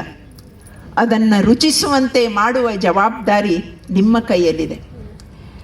ಒಂದು ಮನೆಯಲ್ಲಿ ಒಂದು ಹೆಣ್ಣು ಕಲಿತರೆ ಇಡೀ ಕುಟುಂಬ ಕಲಿತಂತೆ ಅಂತ ಹೇಳೋದು ಬರೀ ಸುಳ್ಳಲ್ಲ, ಗಾದೆ ಅಲ್ಲ. ನಿಜವಾಗಿ ನೀವು ಇಡೀ ಮನೆಯನ್ನು ಬದಲು ಮಾಡುವಂಥದ್ದು. ನಾವು ಭಗವದ್ಗೀತೆಯನ್ನು ಕಲಿತಾ ಇದ್ದೀವಿ ಈಗ. ಭಗವದ್ಗೀತೆಯನ್ನು ಎಷ್ಟು ಜನ ಮನೆಯಲ್ಲಿ ಓದುತ್ತೀವಿ? ನಮ್ಮ ಮಕ್ಕಳಿಗೆ ಭಗವದ್ಗೀತೆಯ ಜ್ಞಾನ ಇದೆಯೇ? ಎಲ್ಲ ಧರ್ಮದವರಿಗೂ ಬೇಕಾಗಿರುವಂಥ ಈ ಒಂದು ಭಗವದ್ಗೀತೆಯನ್ನು ನಾವು ಎಷ್ಟು ನಿಷ್ಕಾಳಜಿಯಿಂದ ಮಾಡಿದ್ದೇವೆ. ನಮ್ಮ ಮಕ್ಕಳಿಗೆ ಪುರ್ಸತ್ತಿಲ್ಲ, ಅವರು ಎಂಜಿನಿಯರ್ ಆಗಿದ್ದಾರೆ, ಡಾಕ್ಟರ್ ಆಗಿದ್ದಾರೆ, ಯಾವ್ಯಾವುದೋ ಜಾಬ್ಗಳಿಗೆ ಹೋಗ್ತಾರೆ, ಏನೇನೋ ತಮ್ಮ ಉದ್ಯೋಗವನ್ನು ಹುಡುಕಿ ಹೋಗ್ತಾ ಇದ್ದಾರೆ. ಮೂಲ ಏನು ಅನ್ನೋದನ್ನು ನಾವು ಯಾವತ್ತೂ ಇದೆ ನಮ್ಮ ಆಚರಣೆಯನ್ನು ಬಿಡುವಂಥದ್ದು ಸರ್ವತಾ ತಪ್ಪು. ನಮ್ಮ ಆಚರಣೆಗಳು ಏನೇನು ಅನ್ನೋದನ್ನು ತಾಯಿಯಾಗಿ ನೀವು ಪಾಠ ಮಾಡಿ ಮಕ್ಕಳಿಗೆ. ಸಂಸ್ಕಾರ ರಹಿತವಾದಂತಹ ಒಂದು ಮನೆಯೇ ಅಲ್ಲ, ಸಂಸ್ಕಾರಯುತವಾದಂತಹ ಮನೆ ಮಾತ್ರ ಮನೆ. ಇದು ಮೊಟ್ಟ ಮೊದಲನೇದು. ಎರಡನೇದು, ಈ ಸಂಸ್ಕಾರಗಳು ಯಾವ್ಯಾವುದು ಅನ್ನೋದನ್ನು ನಿಮ್ಮ ಯೋಚನೆಗೆ ಬಿಟ್ಟಿದ್ದೀನಿ. ಯಾವ ಸಂಸ್ಕಾರ ಅನ್ನೋದನ್ನು ನಾನು ನಿಮಗೆ ಹೇಳಬೇಕಿಲ್ಲ. ಯಾಕೆಂದರೆ ನಿಮಗೆಲ್ಲರಿಗೂ ಗೊತ್ತಿದೆ, ಭಾರತೀಯ ಸಂಸ್ಕೃತಿ 5,000 ವರ್ಷಗಳಷ್ಟು ಹಿಂದಿನದು. ಎಲ್ಲ ಸಂಸ್ಕೃತಿಯ ಎಲ್ಲ ಆಯಾಮಗಳು ನಿಮಗೆ ಗೊತ್ತಿದೆ.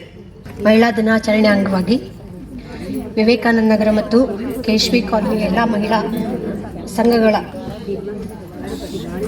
ಒಂದು ಆಭಾರವನ್ನು ವ್ಯಕ್ತಪಡಿಸ್ತಾ ಈ ಮಹಿಳಾ ದಿನಾಚರಣೆ ನಿಜವಾಗಿಯೂ ಅದ್ಭುತವಾಗಿ ಕಳೀಲಿ. ಮುಂದಿನ ದಿನಗಳಲ್ಲಿ ಈ ಸಂಘಟನೆ ಇನ್ನೂ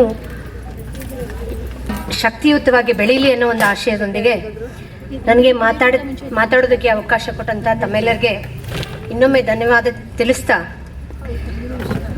ಮಹಿಳಾ ಸಂಭ್ರಮದೊಂದು ಮಹಿಳೆಯ ಆರೋಗ್ಯದ ಬಗ್ಗೆ ಹೇಳೋದಕ್ಕೆ ನನಗೆ ಇಲ್ಲಿ ಉತ್ಸಾಹ ತುಂಬ್ತಾ ಇದೆ. ಕಾರಣ ಇಷ್ಟೇ, ಇಲ್ಲಿ ನೆರೆದಂಥ ಎಲ್ಲ ಸುಂದರ ಮಹಿಳೆಯರ ನಡುವೆ ತುಂಬ ಮುಖಗಳು ನನಗೆ ಪರಿಚಯ.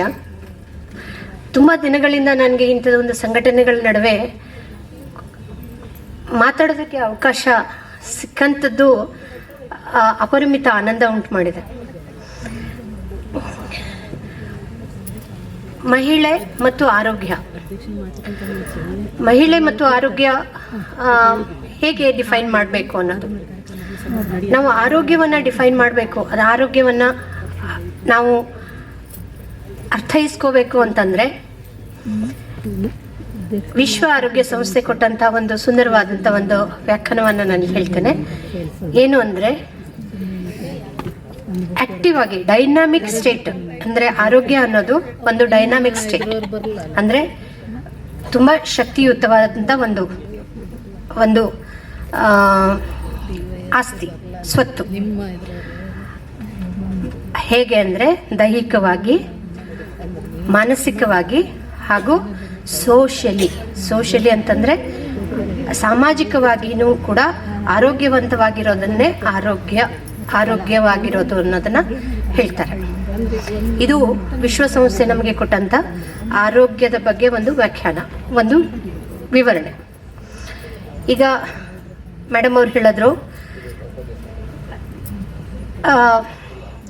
ಸೋಷಿಯಲ್ ಆಗಿ ಹೇಗಿರಬಹುದು, ಮಹಿಳಾ ಸಂವೇದನೆ ಏನು ಅನ್ನೋದು ಬಹುಶಃ ಬಹಳಷ್ಟು ಇದರಲ್ಲಿ ನಾವು ಮರೆತು ಹೋಗಿದ್ದು, ಈಗ ನೆನಪಿಸ್ಕೊಳ್ಳೋವಂಥದ್ದು ಈಗೀಗ ನಾವು ನೆನಪಿಸ್ಕೋತಾ ಇದ್ದೀವಿ ಅನ್ನೋದು ಕೂಡ ಇಲ್ಲಿ ಖುಷಿ ಸಂಗತಿನೇ.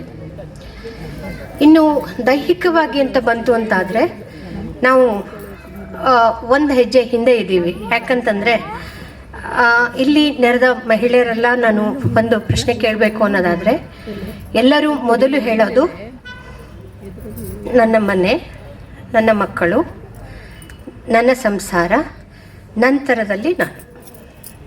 ಇದು ಬಹುಶಃ ಎಲ್ಲರಿಗೂ ಅನ್ವಯಿಸುತ್ತೆ ಅಂತ ನಾನು ಅನ್ಕೋತೀನಿ. ಆದರೆ ಇಲ್ಲಿ ಇದು ಉಲ್ಟಾ ಆಗಬೇಕು, ಇದು ವಿರುದ್ಧವಾಗಬೇಕು. ಯಾಕಂದರೆ ನಾನು ಆರೋಗ್ಯವಾಗಿದ್ದರೆ ನನ್ನ ಮಕ್ಕಳು ಮತ್ತು ನನ್ನ ಸಂಸಾರ ಚೆನ್ನಾಗಿರುತ್ತದೆ. ಇದು ಆರೋಗ್ಯದ ವ್ಯಾಖ್ಯಾನ. ಮೊದಲು ನನ್ನ ಆರೋಗ್ಯ. ಆದರೆ ನಾವು ಎಲ್ಲ ಮಹಿಳೆಯರು ಮೊದಲು ಮಾಡೋದು, ಮೊದಲ ಆದ್ಯತೆ ಮಕ್ಕಳಿಗೆ, ಸಂಸಾರಕ್ಕೆ, ಕೊನೆಯಲ್ಲಿ ನಾನು. ಇದನ್ನು ದಯಮಾಡಿ ಈಗಲಾದರೂ ಅದನ್ನು ಸ್ವಲ್ಪ ಉಲ್ಟ ಮಾಡಿ ನಿಮ್ಮ ಆರೋಗ್ಯದ ಕಡೆಗೆ ಕಾಳಜಿ ವಹಿಸಿ. ಇನ್ನು ಮಹಿಳಾ ಆರೋಗ್ಯ ಅಂತ ಬಂದಾಗ ನಾನು ಇದನ್ನು 3 ಸ್ತರದಲ್ಲಿ ವಿವರಣೆ ಕೊಡೋದಕ್ಕೆ ಇಷ್ಟಪಡ್ತೀನಿ. ಅಂದರೆ ಮಕ್ಕಳಲ್ಲಿ ಸಾಧಾರಣವಾಗಿ ಗಂಡು ಹೆಣ್ಣು ಭೇದವಿಲ್ಲದೆ ನೀವು ಮಕ್ಕಳನ್ನು ಬೆಳೆಸ್ತೀರಾ. ಸಾಧಾರಣವಾಗಿ ಅವರ ವಯಸ್ಸಿಗೆ ಬರೋ ತನಕ ಎಲ್ಲರೂ ಹುಡುಗಿಯರನ್ನು ಹುಡುಗರನ್ನು ಒಂದೇ ಸಮಾನವಾಗಿ ನೋಡೋಕ್ಕೆ ಶುರು ಮಾಡ್ತೀರಾ. ಎಲ್ಲಿ ಕಿಶೋರಿಯರು ಅಂತ ಬಂತು ಅಂತ ಆದರೆ ಅವುಗಳಿಗೆ ಕಟ್ಟಳೆಗಳು ಸ್ಟಾರ್ಟ್ ಆಗುತ್ತೆ, ಅವ್ರನ್ನ ಹಿಂದೆ ಎಳೆಯೋಕ್ಕೆ ಸ್ಟಾರ್ಟ್ ಮಾಡ್ತೀರಾ. ಕಿಶೋರಿಯರು ಅಂತಂದರೆ ಈ ಕಡೆ ಬಾಲ್ಯಾವಸ್ಥೆಯಲ್ಲೂ ಇಲ್ಲ, ಆ ಕಡೆ ಪ್ರೌಢತ್ವಕ್ಕೂ ಹೋಗಿಲ್ಲ, ಅಂಥದ್ದೊಂದು ವಯಸ್ಸು, ಸುಮಾರು 10ರಿಂದ 18ನೇ ವಯಸ್ಸು. ಬಹುಶಃ ಇದು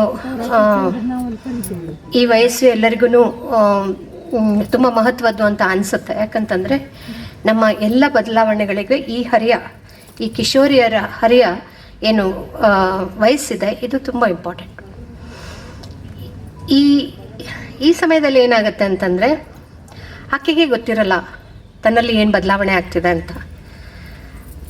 ಆಕೆ ಮಾನಸಿಕ ಸ್ಥಿತಿ ಬದಲಾಗ್ತಾ ಇರುತ್ತೆ, ದೈಹಿಕ ಸ್ಥಿತಿ ಬದಲಾಗ್ತಿರತ್ತೆ. ಈಗ ಬದಲಾಗ್ತಿರೋ ಈ ಸಮಾಜದ ಏನು ಕಾಂಪಿಟೇಷನ್ ಇದಿರುತ್ತೆ, ಅದಕ್ಕೂ ಕೂಡ ಆಕೆ ಅದನ್ನು ಒಗ್ಗಿಕೊಂಡು ಕೆಲಸ ಮಾಡಬೇಕಾಗತ್ತೆ. ಅಂಥ ಸಂದರ್ಭದಲ್ಲಿ ಆಕೆ ಮನಸ್ಸು ಕೂಡ ಗೊಂದಲಮಯವಾಗಿರುತ್ತೆ. ಈ ಸ್ಥಿತಿನಲ್ಲಿ ನೀವು ಇದನ್ನು ದಾಟಿ ಬಂದಿದ್ದೀರಾ. ಆದ್ರೂ ಒಂದು ಹೇಳ್ತೀನಿ, ಈ ಸರಿಯಾದ ಮಕ್ಕಳಲ್ಲಿ ನಾವು ಸ್ವಲ್ಪ ಹೆಚ್ಚಿಗೆ ಸಂವೇದನೆ ಇಟ್ಕೊಂಡು ಕೆಲಸ ಮಾಡೋದಲ್ಲಿ ಆಗಬಹುದಾದ ಬಹಳಷ್ಟು ತೊಂದರೆಗಳನ್ನು ಕಡಿಮೆ ಮಾಡ್ಕೋಬೋದು. ನಾನು ಯಾವುದಕ್ಕೆ ಹೇಳ್ತೀನಿ ಅಂತಂತಂದರೆ, ಈಗ DYSP ಅವರಿದ್ದರೆ ಬಹುಶಃ ಈ ಒಂದು ಸಂದರ್ಭದಲ್ಲಿ ಇದನ್ನು ಎಲಾಬ್ರೇಟ್ ಮಾಡಿ ಹೇಳ್ತಾ ಇದ್ರು. ಆದರೆ ಕಾನೂನು ಮತ್ತು ಆರೋಗ್ಯ ಅಂತ ಬಂದಾಗ ಇಲ್ಲಿ ನಾನು ಒಂದು ಹೇಳೋದಕ್ಕೆ ಇಷ್ಟಪಡ್ತೀನಿ ಅಂತಂದರೆ, ಈ ಹದಿಹರಿಯದ ಸಮಸ್ಯೆಗಳಲ್ಲಿ ಒಂದು ಏನು ಬರುತ್ತೆ ಅಂತಂದರೆ, ಪ್ರತಿಯೊಂದು ಇದರ ಬೇರೆ ವಿಷಯಗಳ ಜೊತೆಗೆ ಎಕ್ಸ್ಪಿರಿಮೆಂಟೇಷನ್ ಅಂತ ಹೇಳ್ತೇವೆ. ಅಂದರೆ ಬೇರೆ ಬೇರೆ ಇದನ್ನು ನಾವು ಪ್ರಾಕ್ಟಿಕಲ್ ಆಗಿ ನೋಡುವಂಥ ಒಂದು ಏನು ಮನೋಭಾವ ಇದೆ, ಅದು ಪ್ರಾರಂಭ ಆಗುತ್ತೆ. ಅಂಥದ್ರಲ್ಲಿ ಲೈಂಗಿಕತೆ ಕೂಡ ಒಂದು. ಹಾಗಾಗಿ ಬಹಳ ಜನರಿಗೆ ಅದರ ಬಗ್ಗೆ ಗೊತ್ತಿರಲ್ಲ. ಸೊ ತುಂಬ ಅನಾಹುತಗಳಿಗೆ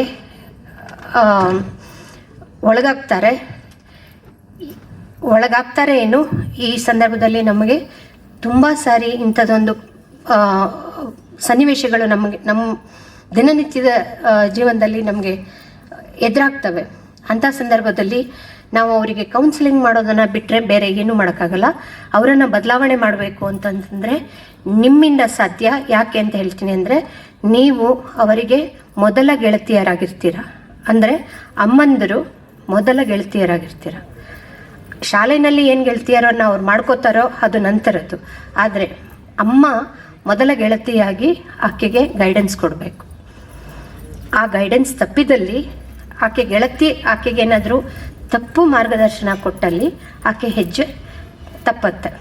ಸೊ ಇಂಥ ಒಂದು ಇದರಲ್ಲಿ ನಾನು ಇಲ್ಲಿ ಸ್ಟ್ರೆಸ್ ಮಾಡಿ ಹೇಳಬೇಕಂತಾಗಿರೋದು ಒಂದು ವಿಷಯ, ಹೆಚ್ಚುತ್ತಿರುವ ಸೆಕ್ಷುವಲ್ ಅಸಾಲ್ಟ್ಗಳು ಅಂತಂದರೆ ಈಗಿನ ಪೋಕ್ಸೋ ಕಾಯ್ದೆ ತಮಗೆ ಗೊತ್ತಿರಬೇಕು.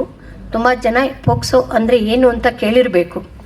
ಪೋಕ್ಸೋ ಅಂತಂತಂದರೆ ಮತ್ತೇನೂ ಅಲ್ಲ, 18ರ ವಯಸ್ಸಿಗಿಂತ ಮುಂಚೆನೇ ಯಾರು ಲೈಂಗಿಕ ಶೋಷಣೆಗೆ ಒಳಗಾಗಿ ಬರ್ತಾರೋ ಅಂಥವರಿಗೆ ಕಾಪಾಡುವಂಥ ಒಂದು ಕಾಯ್ದೆ ಮತ್ತು ಅವರಿಗೆ ಕೊಡಬಹುದಾದ ಆರೋಗ್ಯ ಮತ್ತು ಕಾನೂನು ಇದರಲ್ಲಿ ಕೊಡಬಹುದಂಥ ಒಂದು ಕಾಯ್ದೆ ಇದರಲ್ಲಿ ಬರುತ್ತೆ. ಪೋಕ್ಸೋ ಕಾಯ್ದೆನ ಓದ್ಬಿಟ್ರೆ ತುಂಬ ಭಯ ಆಗುತ್ತೆ ಆ್ಯಕ್ಚುಲಿ. ಯಾಕಂತಂದರೆ ಕಾಯ್ದೆ ಎಷ್ಟು ಮಹಿಳೆಯರಿಗೆ ಎಷ್ಟು ಶಕ್ತಿ ಕೊಡುತ್ತೋ ಅದೇ ರೀತಿ ಹುಡುಗರಿಗೆ ಅದು ವ್ಯತಿರಿಕ್ತವಾಗಿದೆ. ಹುಡುಗಿಯರೇ ತಪ್ಪು ಮಾಡಿರ್ಬೋದು, ಶಿಕ್ಷೆ ಹುಡುಗರಿಗೆ ಆಗುತ್ತೆ. ಸೊ ಇಲ್ಲಿ ಅಮ್ಮಂದಿರಲ್ಲಿ ನನ್ನ ಕಳಕಳಿ ವಿನಂತಿ ಏನಂತಂದರೆ, ಹುಡುಗಿಯರಿಗೆ ನಾವು ಕಡಿವಾಣ ಹಾಕ್ತೇವೆ, ಹುಡುಗರಿಗೆ ಕಡಿವಾಣ ಹಾಕೋದನ್ನು ಮರಿತೇವೆ. ಯಾಕಂತಂದರೆ ನಾವು ಹುಡುಗರು ಏನು ಮಾಡಿದರೂ ಸರಿ ಅಂತ ಹೇಳ್ತೇವೆ. ಕಾರಣ ನಾವು ಅವರು ತಪ್ಪು ಮಾಡಿದಾಗ ಅವರನ್ನು ಬೆಂಬಲಿಸಲ್ಲ, ಆದರೆ ಸುಮ್ಮನಿದ್ದು ಬಿಡ್ತೇವೆ. ಹಾಗಾಗಿ ತಪ್ಪುಗಳು ನಡೆದು ಹೋಗ್ಬಿಡ್ತವೆ. ಈ ಒಂದು ಸಂದರ್ಭದಲ್ಲಿ ಏನಾಗುತ್ತೆ ಅಂತಂದರೆ, ಮಕ್ಕಳು ಎಡವಿದಾಗ ಹುಡುಗಿನೇ ಎಡವಿರ್ಬೋದು, ಹುಡುಗಿನೇ ಪ್ರಚೋದನೆ ಮಾಡಿರ್ಬೋದು, ಶಿಕ್ಷೆ ಮೊದಲಾಗೋದು ಹುಡುಗನಿಗೆ. ಹಾಗಾಗಿ ಅಮ್ಮಂದರಲ್ಲಿ ಎಲ್ಲ ಮಾತೆಯರಲ್ಲಿ ಕಳಕಳಿ ವಿನಂತಿ ಏನಂತಂದರೆ, ಹುಡುಗರಿಗೆ ಈ ಕಾಯ್ದೆ ಬಗ್ಗೆ ಹೇಳಬೇಕು. ಎಕ್ಸ್ಪೆರಿಮೆಂಟೇಷನ್ ಇರುತ್ತೆ, ಎಲ್ಲ ಮಕ್ಕಳು ಮಾಡ್ತಾರೆ. ಆದರೆ ಬಹಳ ಜನರಿಗೆ ಈ ಕಾಯ್ದೆ ಬಗ್ಗೆ ಗೊತ್ತಿಲ್ಲ. ಹುಡುಗಿಯರಿಗೆ ಎಷ್ಟು ಶಕ್ತಿ ನೀಡುತ್ತೋ ಈ ಕಾಯ್ದೆ, ಹುಡುಗರಿಗೆ ಅಷ್ಟೇ ಶಿಕ್ಷೆ ಕೊಡುತ್ತೆ. ತಪ್ಪು ಒಪ್ಪು ಆಮೇಲೆ ಕೋರ್ಟಲ್ಲಿ, ಆದರೆ ಶಿಕ್ಷೆ ಮೊದಲು ಈ ಕಾಯ್ದೆಯಲ್ಲಿ. ಹಾಗಾಗಿ ಅಮ್ಮಂದರೆ ಹೆಣ್ಣು ಮಕ್ಕಳಿಗೆ ಶಿಕ್ಷಣ ನೀಡೋ ಜೊತೆಗೆ ನಿಮ್ಮ ಗಂಡು ಮಕ್ಕಳಿಗೂ ಕೂಡ ಇದರ ಬಗ್ಗೆ ಶಿಕ್ಷಣ ಅವಶ್ಯ. ಇನ್ನು ಹದಿಹರಿಯದ ಬಾಕಿ ಸಮಸ್ಯೆಗಳಲ್ಲಿ ಈಗ ಹೆಚ್ಚುತ್ತಿರೋ ಇನ್ನೊಂದು ಸಮಸ್ಯೆ ಅಂತಂತಂದರೆ, ಬಹಳಷ್ಟು ಅಮ್ಮಂದರು ನಮ್ಮ ಒಪ್ಪಿಡಿಗೆ ಬರ್ತಾರೆ ಮಕ್ಕಳನ್ನು ಕರ್ಕೊಂಡು. ಮುಟ್ಟಿನ ಸಮಸ್ಯೆ, ಹದಿಹರೆಯದಲ್ಲಿ ಮುಟ್ಟಿನ ಸಮಸ್ಯೆ ಸಾಮಾನ್ಯವಾಗಿ ಇರ್ತದೆ. ಆದರೆ ಈಗ ಹೆಚ್ಚುತ್ತಿರುವ ಸಮಸ್ಯೆ ಏನು ಅಂತಂದರೆ, ಪ್ರತಿಯೊಬ್ಬರು ಕೇಳಿಸ್ಕೊಂಡಿರ್ಬೋದು PCOS ಅಥವಾ PCOD ಅಂದರೆ ಪಾಲಿಸಿಸ್ಟಿಕ್ ಓವೇರಿಯನ್ ಡಿಸೀಸ್ ಅಥವಾ ಪಾಲಿಸಿಸ್ಟಿಕ್ ಓವೇರಿಯನ್ ಸಿಂಡ್ರೋಮ್. ಇದು ಕಾಯಿಲೆನೇ ಅಲ್ಲ, ನಿಜ ಹೇಳಬೇಕು ಅಂದರೆ ಇದು ಸಮಾಜದ ಒಂದು ಪಿಡುಗು.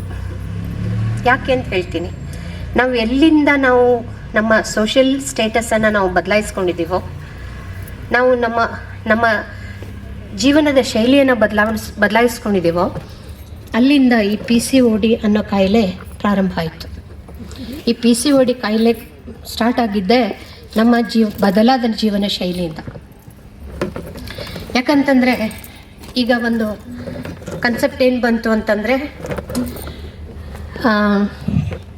ಮೊಬೈಲ್ಗಳು, ಮೇಡಮ್ ಅವ್ರು ಹೇಳಿದ್ರು, ನಾವು ಎಲ್ಲರೂ ಮೊಬೈಲ್ನಲ್ಲೇ ಇರ್ತೀವಿ, ನನ್ನಿಂದ ಹೊರತಾಗಿ ಅಲ್ಲ, ಎಲ್ಲರೂ ಮೊಬೈಲನ್ನು ಬಳಸ್ತೀವಿ, ಬಟ್ ಮೊಬೈಲಿಗೆ ಅಡಿಕ್ಟ್ ಆಗಿದ್ದೀವಿ. ಅದೇ ರೀತಿ ಮಕ್ಕಳು ಕೂಡ. ಈ ಮೊಬೈಲ್ ಬಳಕೆ ಅನ್ನೋದು ನಮ್ಮ ಮಕ್ಕಳಲ್ಲಿ ದೈಹಿಕ ಏನು ಒಂದು ಚಟುವಟಿಕೆ ಬರಬೇಕು, ಅದನ್ನು ನಿಲ್ಲಿಸ್ಬಿಟ್ಟಿದೆ. ಹೆಚ್ಚಾಗಿ ಮೊಬೈಲಲ್ಲಿ ಗೇಮ್ಸ್ ಆಡ್ತಾರೆ. ಹೊರಗಡೆ ಗೇಮ್ಸ್ ಆಡಿದ್ದನ್ನು ಯಾರು ನೋಡ್ತೀರಾ? ಅದರಲ್ಲಿ ಡಯಾಗ್ನೋಸ್ ಮಾಡಿಕೊಂಡಲ್ಲಿ ಅಥವಾ ಗುರುತು ಹಿಡಿದಲ್ಲಿ ಈ ಕಾಯಿಲೆಗಳು ಸಂಪೂರ್ಣ ಗುಣಮುಖವಾಗ್ತದೆ 100% ಬಟ್ ಅದೇ ನೀವು ಸ್ಟೇಜ್ 2 ಅಥವಾ 3ಕ್ಕೆ ಹೊರಟೋಯ್ತು ಅಂತಾದರೆ ಲೈಫ್ ಸ್ಪ್ಯಾನ್ 50%ಕ್ಕೆ ಇಳಿದ್ಬಿಡುತ್ತೆ. ಹಾಗಾಗಿ ನಾವು ಯಾವತ್ತೂ ಕ್ಯಾನ್ಸರ್ಗಳನ್ನು ಐಡೆಂಟಿಫೈ ಮಾಡ್ಕೊಳ್ಳೋದೇ ಕೊನೆಯ ಸ್ಟೇಜಲ್ಲಿ. ಆ ಕೊನೆಯ ಸ್ಟೇಜಲ್ಲಿ ಬಂದಾಗ ನಮಗೆ ಟ್ರೀಟ್ಮೆಂಟ್ ಸಿಗೋದಿಲ್ಲ ಅಥವಾ ಟ್ರೀಟ್ಮೆಂಟಿಗೆ ಸಿಗುವಂತಹ ಖರ್ಚು ವೆಚ್ಚ ತುಂಬ. ಹಾಗಾಗಿರೋದ್ರಿಂದ ನಮ್ಮ ಈ ಒಂದು ಅಚಾತುರ್ಯದಿಂದ, ಅಂದರೆ ನಾವು ಮಾಡ್ಕೊಳ್ಳೋಂಥ ಒಂದು ನಿಷ್ಕಾಳಜಿಯಿಂದ ಬೇಗ ಟ್ರೀಟ್ಮೆಂಟ್ ಮಾಡಬೇಕಾಗಿರೋದನ್ನು ನಾವು ಲೇಟ್ ಮಾಡಿಕೊಂಡು ನಮ್ಮ ಜೀವನವನ್ನೇ ನಾವು ಬೇಗ ಮುಗಿಸ್ಕೊಳ್ತಾ ಇದ್ದೀವಿ ಅಂತ ಅನಿಸುತ್ತೆ. ಹಾಗಾಗಿ ಇವೆರಡು ಕ್ಯಾನ್ಸರ್ಗಳನ್ನು ಸ್ಕ್ರೀನಿಂಗ್ ಕೂಡ ಪ್ರತಿದಿನ ಇದರಲ್ಲೂ ನಮ್ಮಲ್ಲಿ ನಡೆಯುತ್ತೆ, ಕ್ಯಾನ್ಸರ್ ಸ್ಕ್ರೀನಿಂಗ್ ಕೂಡ. ಸೊ ನೆಕ್ಸ್ಟ್ ಅದಕ್ಕೆ ಬರ್ತೀನಿ. ಈಗ ಮತ್ತೊಂದು ಇದೇನೆಂದರೆ ಗರ್ಭಕಂಠದ ಕ್ಯಾನ್ಸರ್ ಒಂದು ಪ್ರಿವೆಂಟೇಬಲ್ ಕ್ಯಾನ್ಸರ್ ಅಂತಂದರೆ ಇದನ್ನು ಲಸಿಕೆ ಮೂಲಕ ನಿಯಂತ್ರಿಸ್ಬೋದು ಅಂತ. ನಿಯಂತ್ರಿಸಬಹುದು ಅಂದರೆ ಹಾಗೆ ಬಿಡುತ್ತೆ ಅಂತಲ್ಲ, 100ಕ್ಕೆ ಇಷ್ಟು % ಕಡಿಮೆ ಆಗುತ್ತೆ. ಸೊ ನಿಯಂತ್ರಣ ಮಾಡ್ಬೋದು. ಗರ್ಭಕಂಠದ ಸರ್ವೈಕಲ್ ಕ್ಯಾನ್ಸರ್ ಅಂತ ಹೇಳ್ತೀವಿ. ಸೊ ಸರ್ವೈಕಲ್ ಕ್ಯಾನ್ಸರಿಗೆ ವ್ಯಾಕ್ಸಿನ್ ಬರೋದಕ್ಕೆ ಕಾರಣ ಏನು ಅಂತಂದರೆ, ಸರ್ವೈಕಲ್ ಕ್ಯಾನ್ಸರಿಗೆ ಮೇನ್ ಕಾರಣ ಬಂದಿರೋದು ಒಂದು ವೈರಸ್, ಹ್ಯೂಮನ್ ಪ್ಯಾಪಿಲೋಮಾ ವೈರಸ್ ಅಂತ ಒಂದು ವೈರಸ್. ತಾವು ಕೇಳಿದ್ದೀರಿ, ಕೊರೋನಾ ಒಂದು ವೈರಸ್, HIV ಬರುತ್ತೆ, ಅದು ಒಂದು ವೈರಸ್. ಈಗ ಜಾಂಡೀಸ್ ಬರುತ್ತೆ, ಅದು ಕೂಡ ವೈರಸ್. ಈಗ ಗರ್ಭಕಂಠದ ಕ್ಯಾನ್ಸರಿಗೂ ಕೂಡ ಕಾರಣ ಒಂದು ವೈರಸ್. ಈ HPV ವೈರಸ್ ಏನಿದೆ, ಈ ವೈರಸ್ ಇಂದ ಏನು ಕಾಯಿಲೆ ಹರಡುತ್ತೆ, ಈ ಕಾಯಿಲೆಯನ್ನು ನಿಯಂತ್ರಿಸ್ಬೋದು.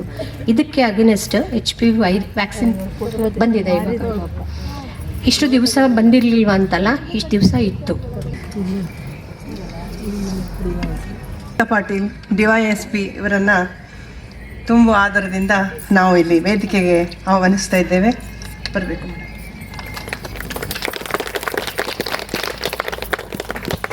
ಇವರಿಗೆ ಮಂಜುಳಾ ನಾಯ್ಕ್ ಮತ್ತು ಮಹಾಲಕ್ಷ್ಮಿ ಭಟ್ರು ಹೂಗುಚ್ಛವನ್ನು ನೀಡಿ ಆಧರಿಸಬೇಕಂತ ಕೇಳ್ಕೊಳ್ತೇನೆ.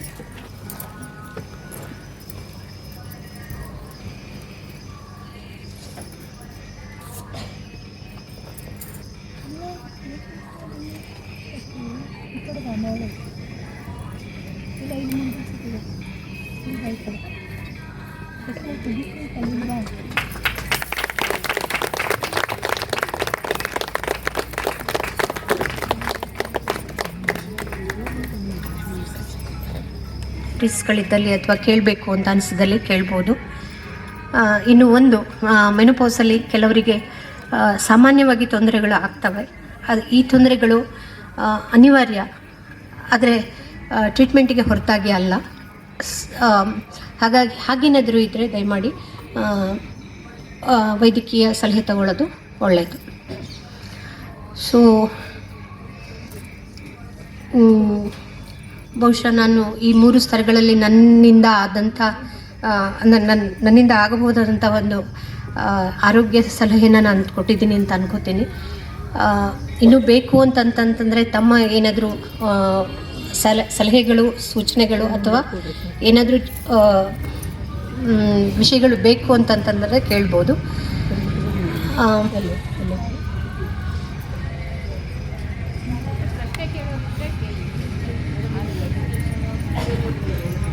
ಸಮಸ್ಯೆಗಳ ಬಗ್ಗೆ ಬಹಳ ಸುಂದರವಾಗಿ, ಸುದೀರ್ಘವಾಗಿ ತಿಳಿಸಿಕೊಟ್ಟಿದ್ದಾರೆ ಡಾಕ್ಟರ್ ನೇತ್ರಾವತಿಯವರು. ಇವರಿಗೆ ತುಂಬ ಹೃದಯದ ಧನ್ಯವಾದಗಳನ್ನು ಅರ್ಪಿಸಿ, ಈಗ ನಾವು ವೇದಿಕೆಯಲ್ಲಿ ತಮ್ಮ ನುಡಿಗಳಿಗಾಗಿ ಗೀತಾ ಪಾಟೀಲ್ DYSP ಅವರಿಗೆ ಆಹ್ವಾನಿಸ್ತಾ ಇದ್ದೇವೆ. Happy women's day. We all ಹೇಳಕ್ಕೆ ಇಷ್ಟಪಡ್ತೇನೆ. Recently one of our officer ಇನ್ಸ್ಟಾಗ್ರಾಮಲ್ಲಿ ನೋಡಿದೆ, 50% of our world population is women, other 50% are by the women ಅಂತ. ಸೊ ಈ ಭೂಮಿ ಮೇಲೆ ಏನಾದರೂ ಇದ್ದರೆ ಅದು ವುಮೆನ್ ಅಂತ ಬಂದಿರತಕ್ಕಂಥ ಒಂದು ಪವರ್ ಅಂತ ಹೇಳ್ಬಿಟ್ಟು. ಸೊ ವೇದಿಕೆ ಮೇಲಿರ್ತಕ್ಕಂಥ ಎಲ್ಲ ಮೇಡಮ್ಸ್ ಆ್ಯಂಡ್ ಇಲ್ಲಿಗೆ ಬಂದಿರತಕ್ಕಂಥ KHB ಕಾಲನಿ ಮತ್ತು ವಿವೇಕಾನಂದ ನಗರದ ಮಹಿಳಾ ಸಂಘದ ಎಲ್ಲ ಸೂಪರ್ ವುಮೆನ್ ಅಂತ ಹೇಳೋಕ್ಕೆ ಇಷ್ಟಪಡ್ತೇನೆ.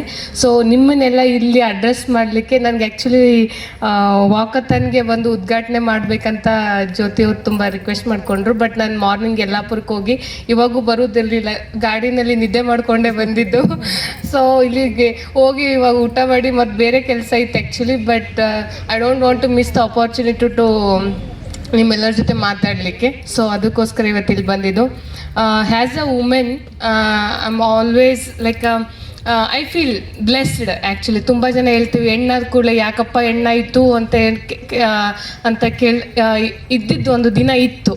ಬಟ್ ಇವತ್ತು ಹ್ಯಾಸ್ ಐ ಎಕ್ಸ್ಪೀರಿಯನ್ಸ್ಡ್ ಅವ್ರು ಹ್ಯಾಸ್ ಐ ಸೀನ್, ನಾನು ತುಂಬ ಜನರನ್ನು ನೋಡಿದಾಗ ಇವತ್ತಿಗೆ ಹೆಣ್ಣನೇ ಜವಾಬ್ದಾರಿಯಾಗಿ ಒಂದು ಮನೆಯನ್ನು ನಡೆಸ್ತಾ ಇದ್ದಾಳೆ ಅಂತಂತಂದರೆ ಅದು ತುಂಬ ನಮ್ಮೆಲ್ಲರಿಗೂ ಒಂದು ಹೆಮ್ಮೆಯ ವಿಚಾರ. ನಾನು ನನ್ನ ಬಗ್ಗೆ ಹೇಳ್ಕೊಳ್ಳೋದಾದರೆ ನಾನು ಲಾಸ್ಟ್ ಟೈಮು ಬಂದಿದ್ದೆ ಒಂದು ಕಡೆ ಮೀಟಿಂಗಲ್ಲಿ ಹೇಳಿದೆ ಇವತ್ತು. ಸೊ ಇವತ್ತು ಈ ಪೊಸಿಷನ್ಗೆ ನಾನು ಬಂದು ನಿಂತಿದ್ದೀನಿ ಅಂತಂತಂದರೆ ಅದಕ್ಕೆ ಮೇಯ್ನಾಗಿ ಇಬ್ಬರು ಕಾರಣ. ಒಂದು ನನ್ನ ಅಕ್ಕ, ಇನ್ನೊಂದು ನನ್ನ ತಾಯಿ. ಸೊ ಅವ್ರ ಸ್ಯಾಕ್ರಿಫೈಸಸ್, ಅವ್ರದ್ದು ಒಂದು ದಿಟ್ಟ ನಿರ್ಧಾರ, ಅವ್ರದ್ದು ಒಂದು ಮೋಟಿವೇಶ್ನಲ್ ಲೈಫ್ ಏನಿದೆ ಅದು ನನಗೆ ಇನ್ಸ್ಪೈರ್ ಮಾಡ್ತು. ನಾನು ಏನಾದರೂ ಮಾಡಬೇಕು, I should be the like model to somebody ಅಂತ ಹೇಳ್ಬಿಟ್ಟು. ಸೊ ಆ ಒಂದು ಇದರಲ್ಲಿ ಇವತ್ತು ಒಂದು ಆಪರ್ಚುನಿಟಿ ಸಿಕ್ಕಿದೆ. ಅದು ಸಿರ್ಸಿಗೆ ಬಂದು ಸಿರ್ಸಿನಲ್ಲಿ ವರ್ಕ್ ಮಾಡ್ತಾ ಇರೋದು I feel blessed actually. So when it's comes to girl child, ನಾವು ತುಂಬ ಏನಂತಂದರೆ ಒಂದು ಸೂಕ್ಷ್ಮತೆಯನ್ನು ನಾವು ಹುಟ್ಟಿನಿಂದ ಅವರಲ್ಲಿ ತುಂಬಲಿಕ್ಕೆ ಟ್ರೈ ಮಾಡ್ತೇವೆ. ನೀನು ಹೆಣ್ಣು ಹುಡುಗಿ ಅದು ಮಾಡಬಾರ್ದು, ನೀನು ಹೆಣ್ಣು ಹುಡುಗಿ ಇದು ಮಾಡಬಾರ್ದು, ಗಂಡು ಮಕ್ಕಳಿಗೆ ಫುಲ್ ಫ್ರೀಡಮ್, ನೀನು ಎಷ್ಟೊತ್ತಿಗಾದರೂ ಬಾ, ಏನಾದರೂ ಮಾಡು. ಸೊ ಒಂದೇನೋ ಒಂದು ತಪ್ಪು ನಡೆದಾಗೂ ಕೂಡ ನಾವು ಫಸ್ಟು ಬ್ಲೇಮ್ ಮಾಡೋದು ಒಂದು ಹೆಣ್ಣಿನ ಮೇಲೆ. ಮೇ ಬಿ ಅವಳು ಗಂಡನ ಜೊತೆ ಸರಿ ಇರಲಿಲ್ಲ ಅನಿಸುತ್ತೆ, ಅದಕ್ಕೆ ಡಿವೋರ್ಸ್ ಆಗಿದೆ. ಅವಳು ಬೇರೆ ಮನೆಗೆ ಹೋದರೆ ಅವಳು ಅತ್ತೆ ಮಾವನ ಜೊತೆ ಸರಿ ಇರಲಿಲ್ಲ ಅನಿಸುತ್ತೆ, ಅದಕ್ಕೆ ಬೇರೆ ಮನೆ ಮಾಡಿಕೊಂಡು ಗಂಡನ ಜೊತೆ ಹೋಗಿದ್ದಾಳೆ. So this all are the blames we always put on the women actually. She is a soft target ಎಲ್ಲರಿಗೂ ಹೇಳಬೇಕಾದ್ರೆ. ಬಟ್ ಮೇ ಬಿ ಅದು 1% 2% ನಿಜ ಇರ್ಬೋದೇನೋ, ಬಟ್ 100% ಅಂತೂ ನಾವು ಒಪ್ಪೋದಿಲ್ಲ. ಸೊ ಇವತ್ತೊಂದು ಸಮಾಜದಲ್ಲಿ ನಾನು ಲಾಸ್ಟ್ ಟೈಮ್ ಹೇಳಿದ್ದೆ, so when the men get educated ಅಂದರೆ ಒಬ್ಬ ಗಂಡು ಮಗ ಒಂದು ಶಿಕ್ಷಣವನ್ನು ಪಡ್ಕೊಂಡಾಗ ಅವನು ಮಾತ್ರ ಉದ್ಧಾರ ಆಗಲಿಕ್ಕೆ ಸಾಧ್ಯ ಆಗುತ್ತೆ. ಬಟ್ ಯಾವಾಗ ಒಂದು ಹೆಣ್ಣಿಗೆ ನೀವು ಶಿಕ್ಷಣ ಕೊಡ್ತೀರಾ, ಇಡೀ ಮನೆ ಉದ್ಧಾರ ಆಗುತ್ತೆ, ಇಡೀ ಸಮಾಜ ಉದ್ಧಾರ ಆಗುತ್ತೆ. ಸೊ ಅದಕ್ಕೋಸ್ಕರ ಐ ರಿಕ್ವೆಸ್ಟ್, ಎಷ್ಟೇ ಕಷ್ಟ ಆದರೂ ಪರವಾಗಿಲ್ಲ, ಹೆಣ್ಮಕ್ಳಿಗೆ ಓದಿಸಿ, ಅವ್ರನ್ನ ಇಂಡಿಪೆಂಡೆಂಟಾಗಿ ಮಾಡಿ. ನೀವು ನಾಳೆ ಅವರಿಗೆ ನಾನು 20 ತೊಲೆ ಬಂಗಾರ ಕೊಡಬೇಕು ಅಥವಾ 20 ಲಕ್ಷ ವರದಕ್ಷಿಣೆ ಕೊಡಬೇಕಂತ ಇವಾಗಲೇ ಜಮಾಸಿ ಇಡೋದಕ್ಕಿಂತ ಅವ್ರಿಗೆ ಒಂದು ಒಳ್ಳೆ ಶಿಕ್ಷಣ ಕೊಡಿ. ಫೈನಾನ್ಷಿಯಲ್ ಇಂಡಿಪೆಂಡೆನ್ಸ್ಗಿಂತ ದೊಡ್ಡ ಫ್ರೀಡಮ್ ನಿಮ್ಮ ಮಕ್ಕಳಿಗೆ ನೀವು ಕೊಡೋದಕ್ಕಿಂತ ದೊಡ್ಡದು ಯಾವುದೂ ಇಲ್ಲ. ನೀವು ತಂದು ಎಂಥ MLAನೇ ಮದುವೆ ಮಾಡಿ, IAS ಆಫೀಸರ್ನೇ ಮದುವೆ ಮಾಡಿ, IPS ಆಫೀಸರ್ನೇ ಮದುವೆ ಮಾಡಿ, ಅವಳಲ್ಲಿ ಗುಲಾಮ್ಲಾಗೆ ಇರ್ತಾಳೆ ಹೊರತು ಯಾವತ್ತೂ ಇಂಡಿಪೆಂಡೆಂಟ್ ಆಗಿರಲಿಕ್ಕೆ ಸಾಧ್ಯ ಇಲ್ಲ. ಸೊ ಅದಕ್ಕೋಸ್ಕರ ಹೇಳ್ತಾ ಇದ್ದೀನಿ, ಒಳ್ಳೆ ಎಜುಕೇಷನ್ ಕೊಡಿ, ಒಳ್ಳೆ ಧೈರ್ಯ ತುಂಬಿ ಅವಳಿಗೆ. ನೀನು ಸಾಧಿಸ್ತಾ ಇರ್ತಕ್ಕಂಥದ್ದು ಯಾವುದೂ ಇಲ್ಲ, ನೀನು ಎಲ್ಲನೂ ಅಚೀವ್ ಮಾಡ್ಬೋದು ಈ ಜಗತ್ತಿನಲ್ಲಿ. ಸೊ ಆ ಒಂದು ಧೈರ್ಯ ಅವಳಿಗೆ ಬೇಕು. ಈಗಿನ ಮಕ್ಕಳಲ್ಲಿ ನಾನು ತುಂಬ ನೋಡಿದಾಗ ನಾನೇನು ಎಲ್ಲ ಫೆಸಿಲಿಟೀಸ್ ಕೊಡ್ತೇನೆ ಬಟ್ ಏನಾಗುತ್ತೆ ಅಂತ ಹೆಣ್ಮಗಳು ಯಾರ ಜೊತೆ ಓಡೋಗ್ಬಿಡ್ತಾಳೆ, ಅವಾಗ ಎಂತ ಮಾಡೋದು?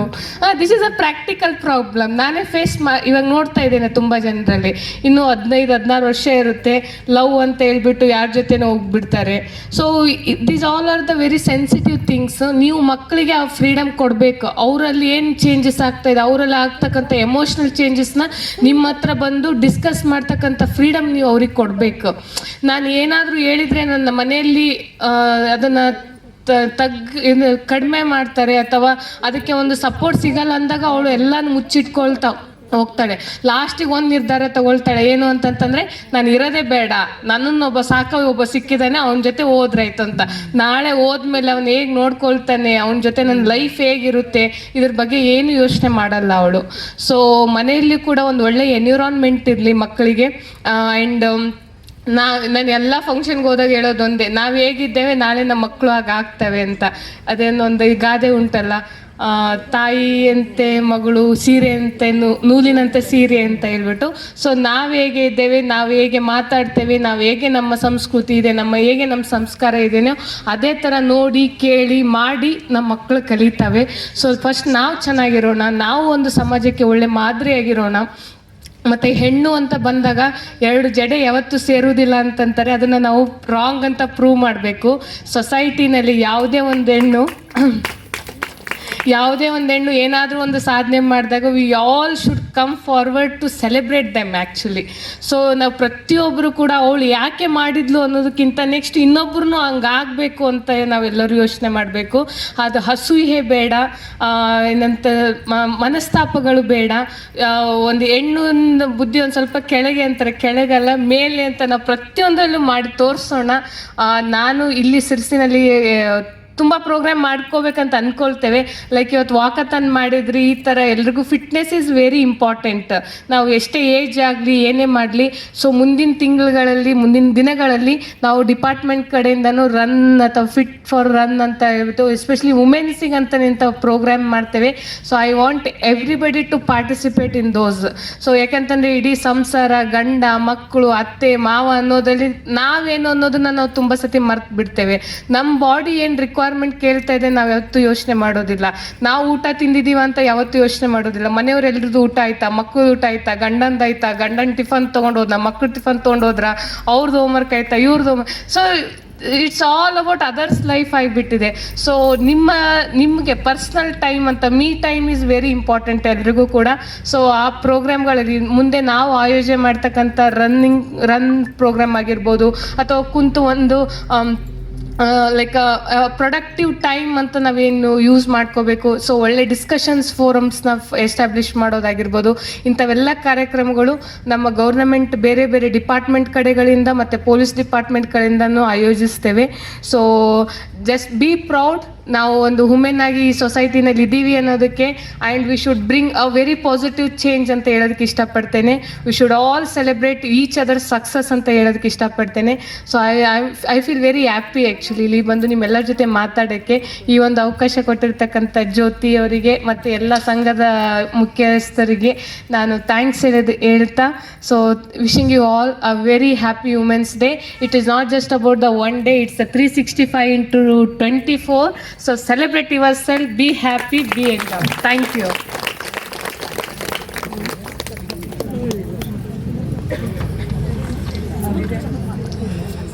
ಹೆಣ್ಣು ಮಕ್ಕಳಿಗೆ ಆಸ್ತಿ ಅಂತ ಮಾಡಿಡೋದು ಬೇಡ, ಹೆಣ್ಣು ಮಕ್ಕಳನ್ನೇ ಆಸ್ತಿಯಾಗಿ ಮಾಡಬೇಕು ಅನ್ನುವ ಒಂದು ಕಿವಿ ಮಾತನ್ನು ತುಂಬ ಸುಂದರವಾಗಿ ಹೇಳಿದ್ದ DYSP ಅವರು ಗೀತಾ ಪಾಟೀಲ್ರವರಿಗೆ ತುಂಬ ಹೃದಯದ ಧನ್ಯವಾದಗಳನ್ನು ಅರ್ಪಿಸ್ತಾ ಇದ್ದೇನೆ.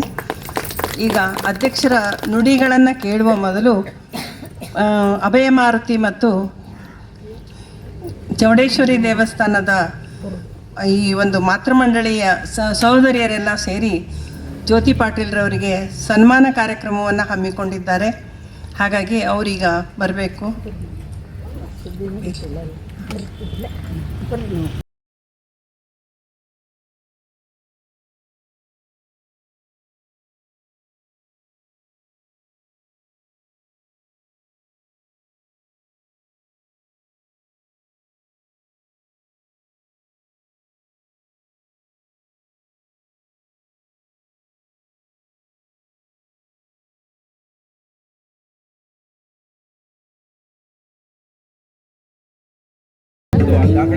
ಎಲ್ಲರಿಗೂ ನಮಸ್ಕಾರ.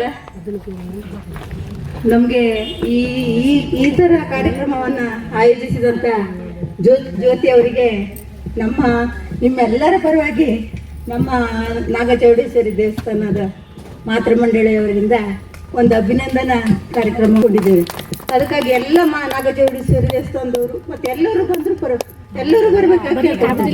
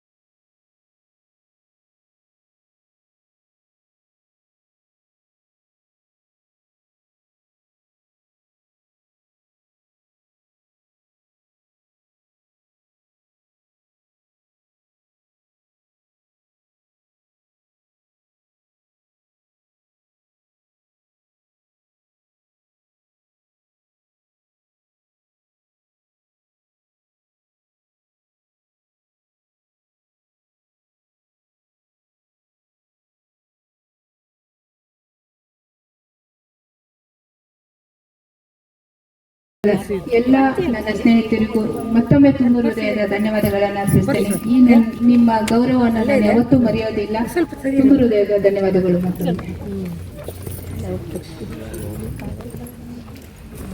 ಎಲ್ಲ ಸಹೋದರಿಯರಿಗೆ ಧನ್ಯವಾದಗಳನ್ನು ಅರ್ಪಿಸುತ್ತಾ ಈಗ ನಾವು ಈಗೊಂದು ಸುಂದರವಾದ ಕಾರ್ಯಕ್ರಮದ ಅಧ್ಯಕ್ಷತೆಯನ್ನು ವಹಿಸಿರುವಂಥ ಅರುಣಾಜಿ ಅವರಿಗೆ ಈ ಒಂದು ವೇದಿಕೆಯನ್ನು ತೆರವು ಮಾಡಿಕೊಡ್ತಾರೆ.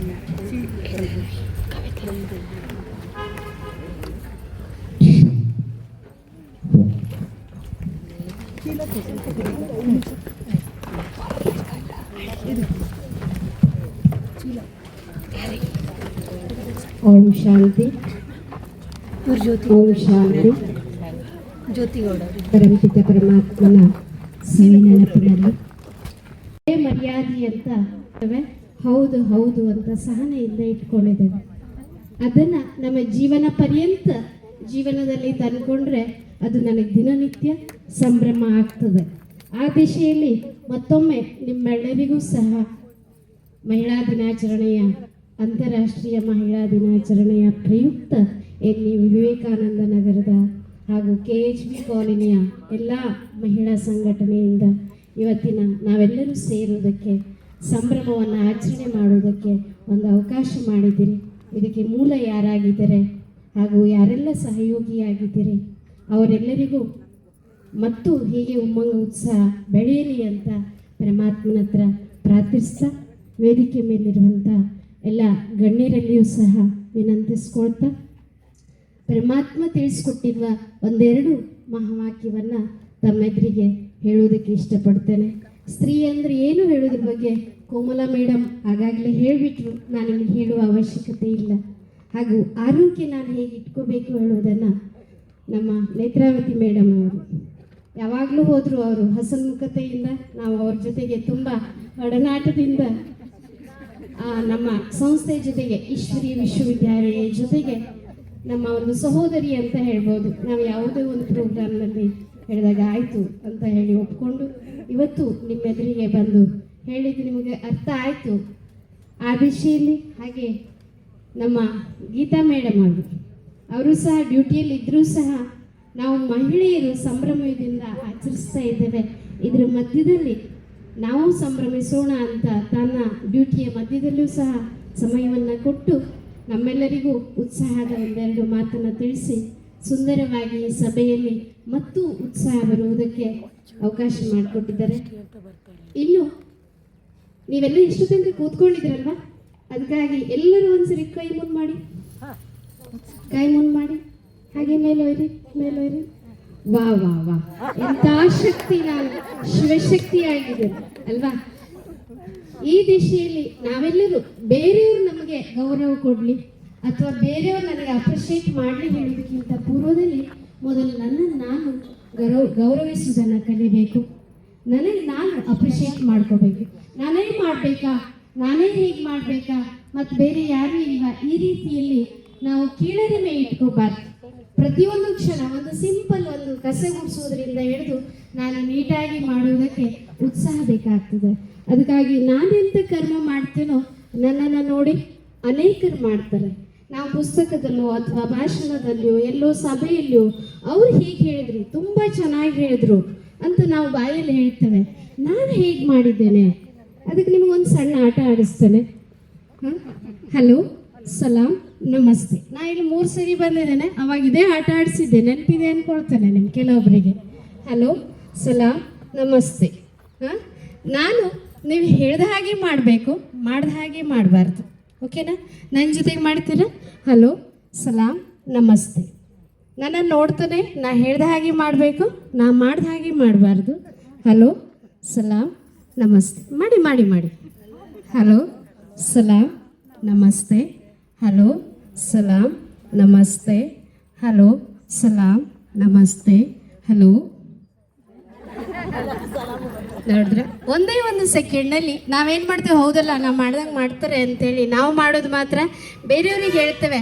ಅದಕ್ಕಾಗಿ ಬೇರೆಯವರು ಬದಲಾಗುವುದಕ್ಕಿಂತ ಮೊದಲು ಎಲ್ಲಿ ಪ್ರಾರಂಭ ಆಗಬೇಕು ಬದಲಾವಣೆ? ಸ್ವಯಂ ಬದಲಾವಣೆ ಆಗಬೇಕು.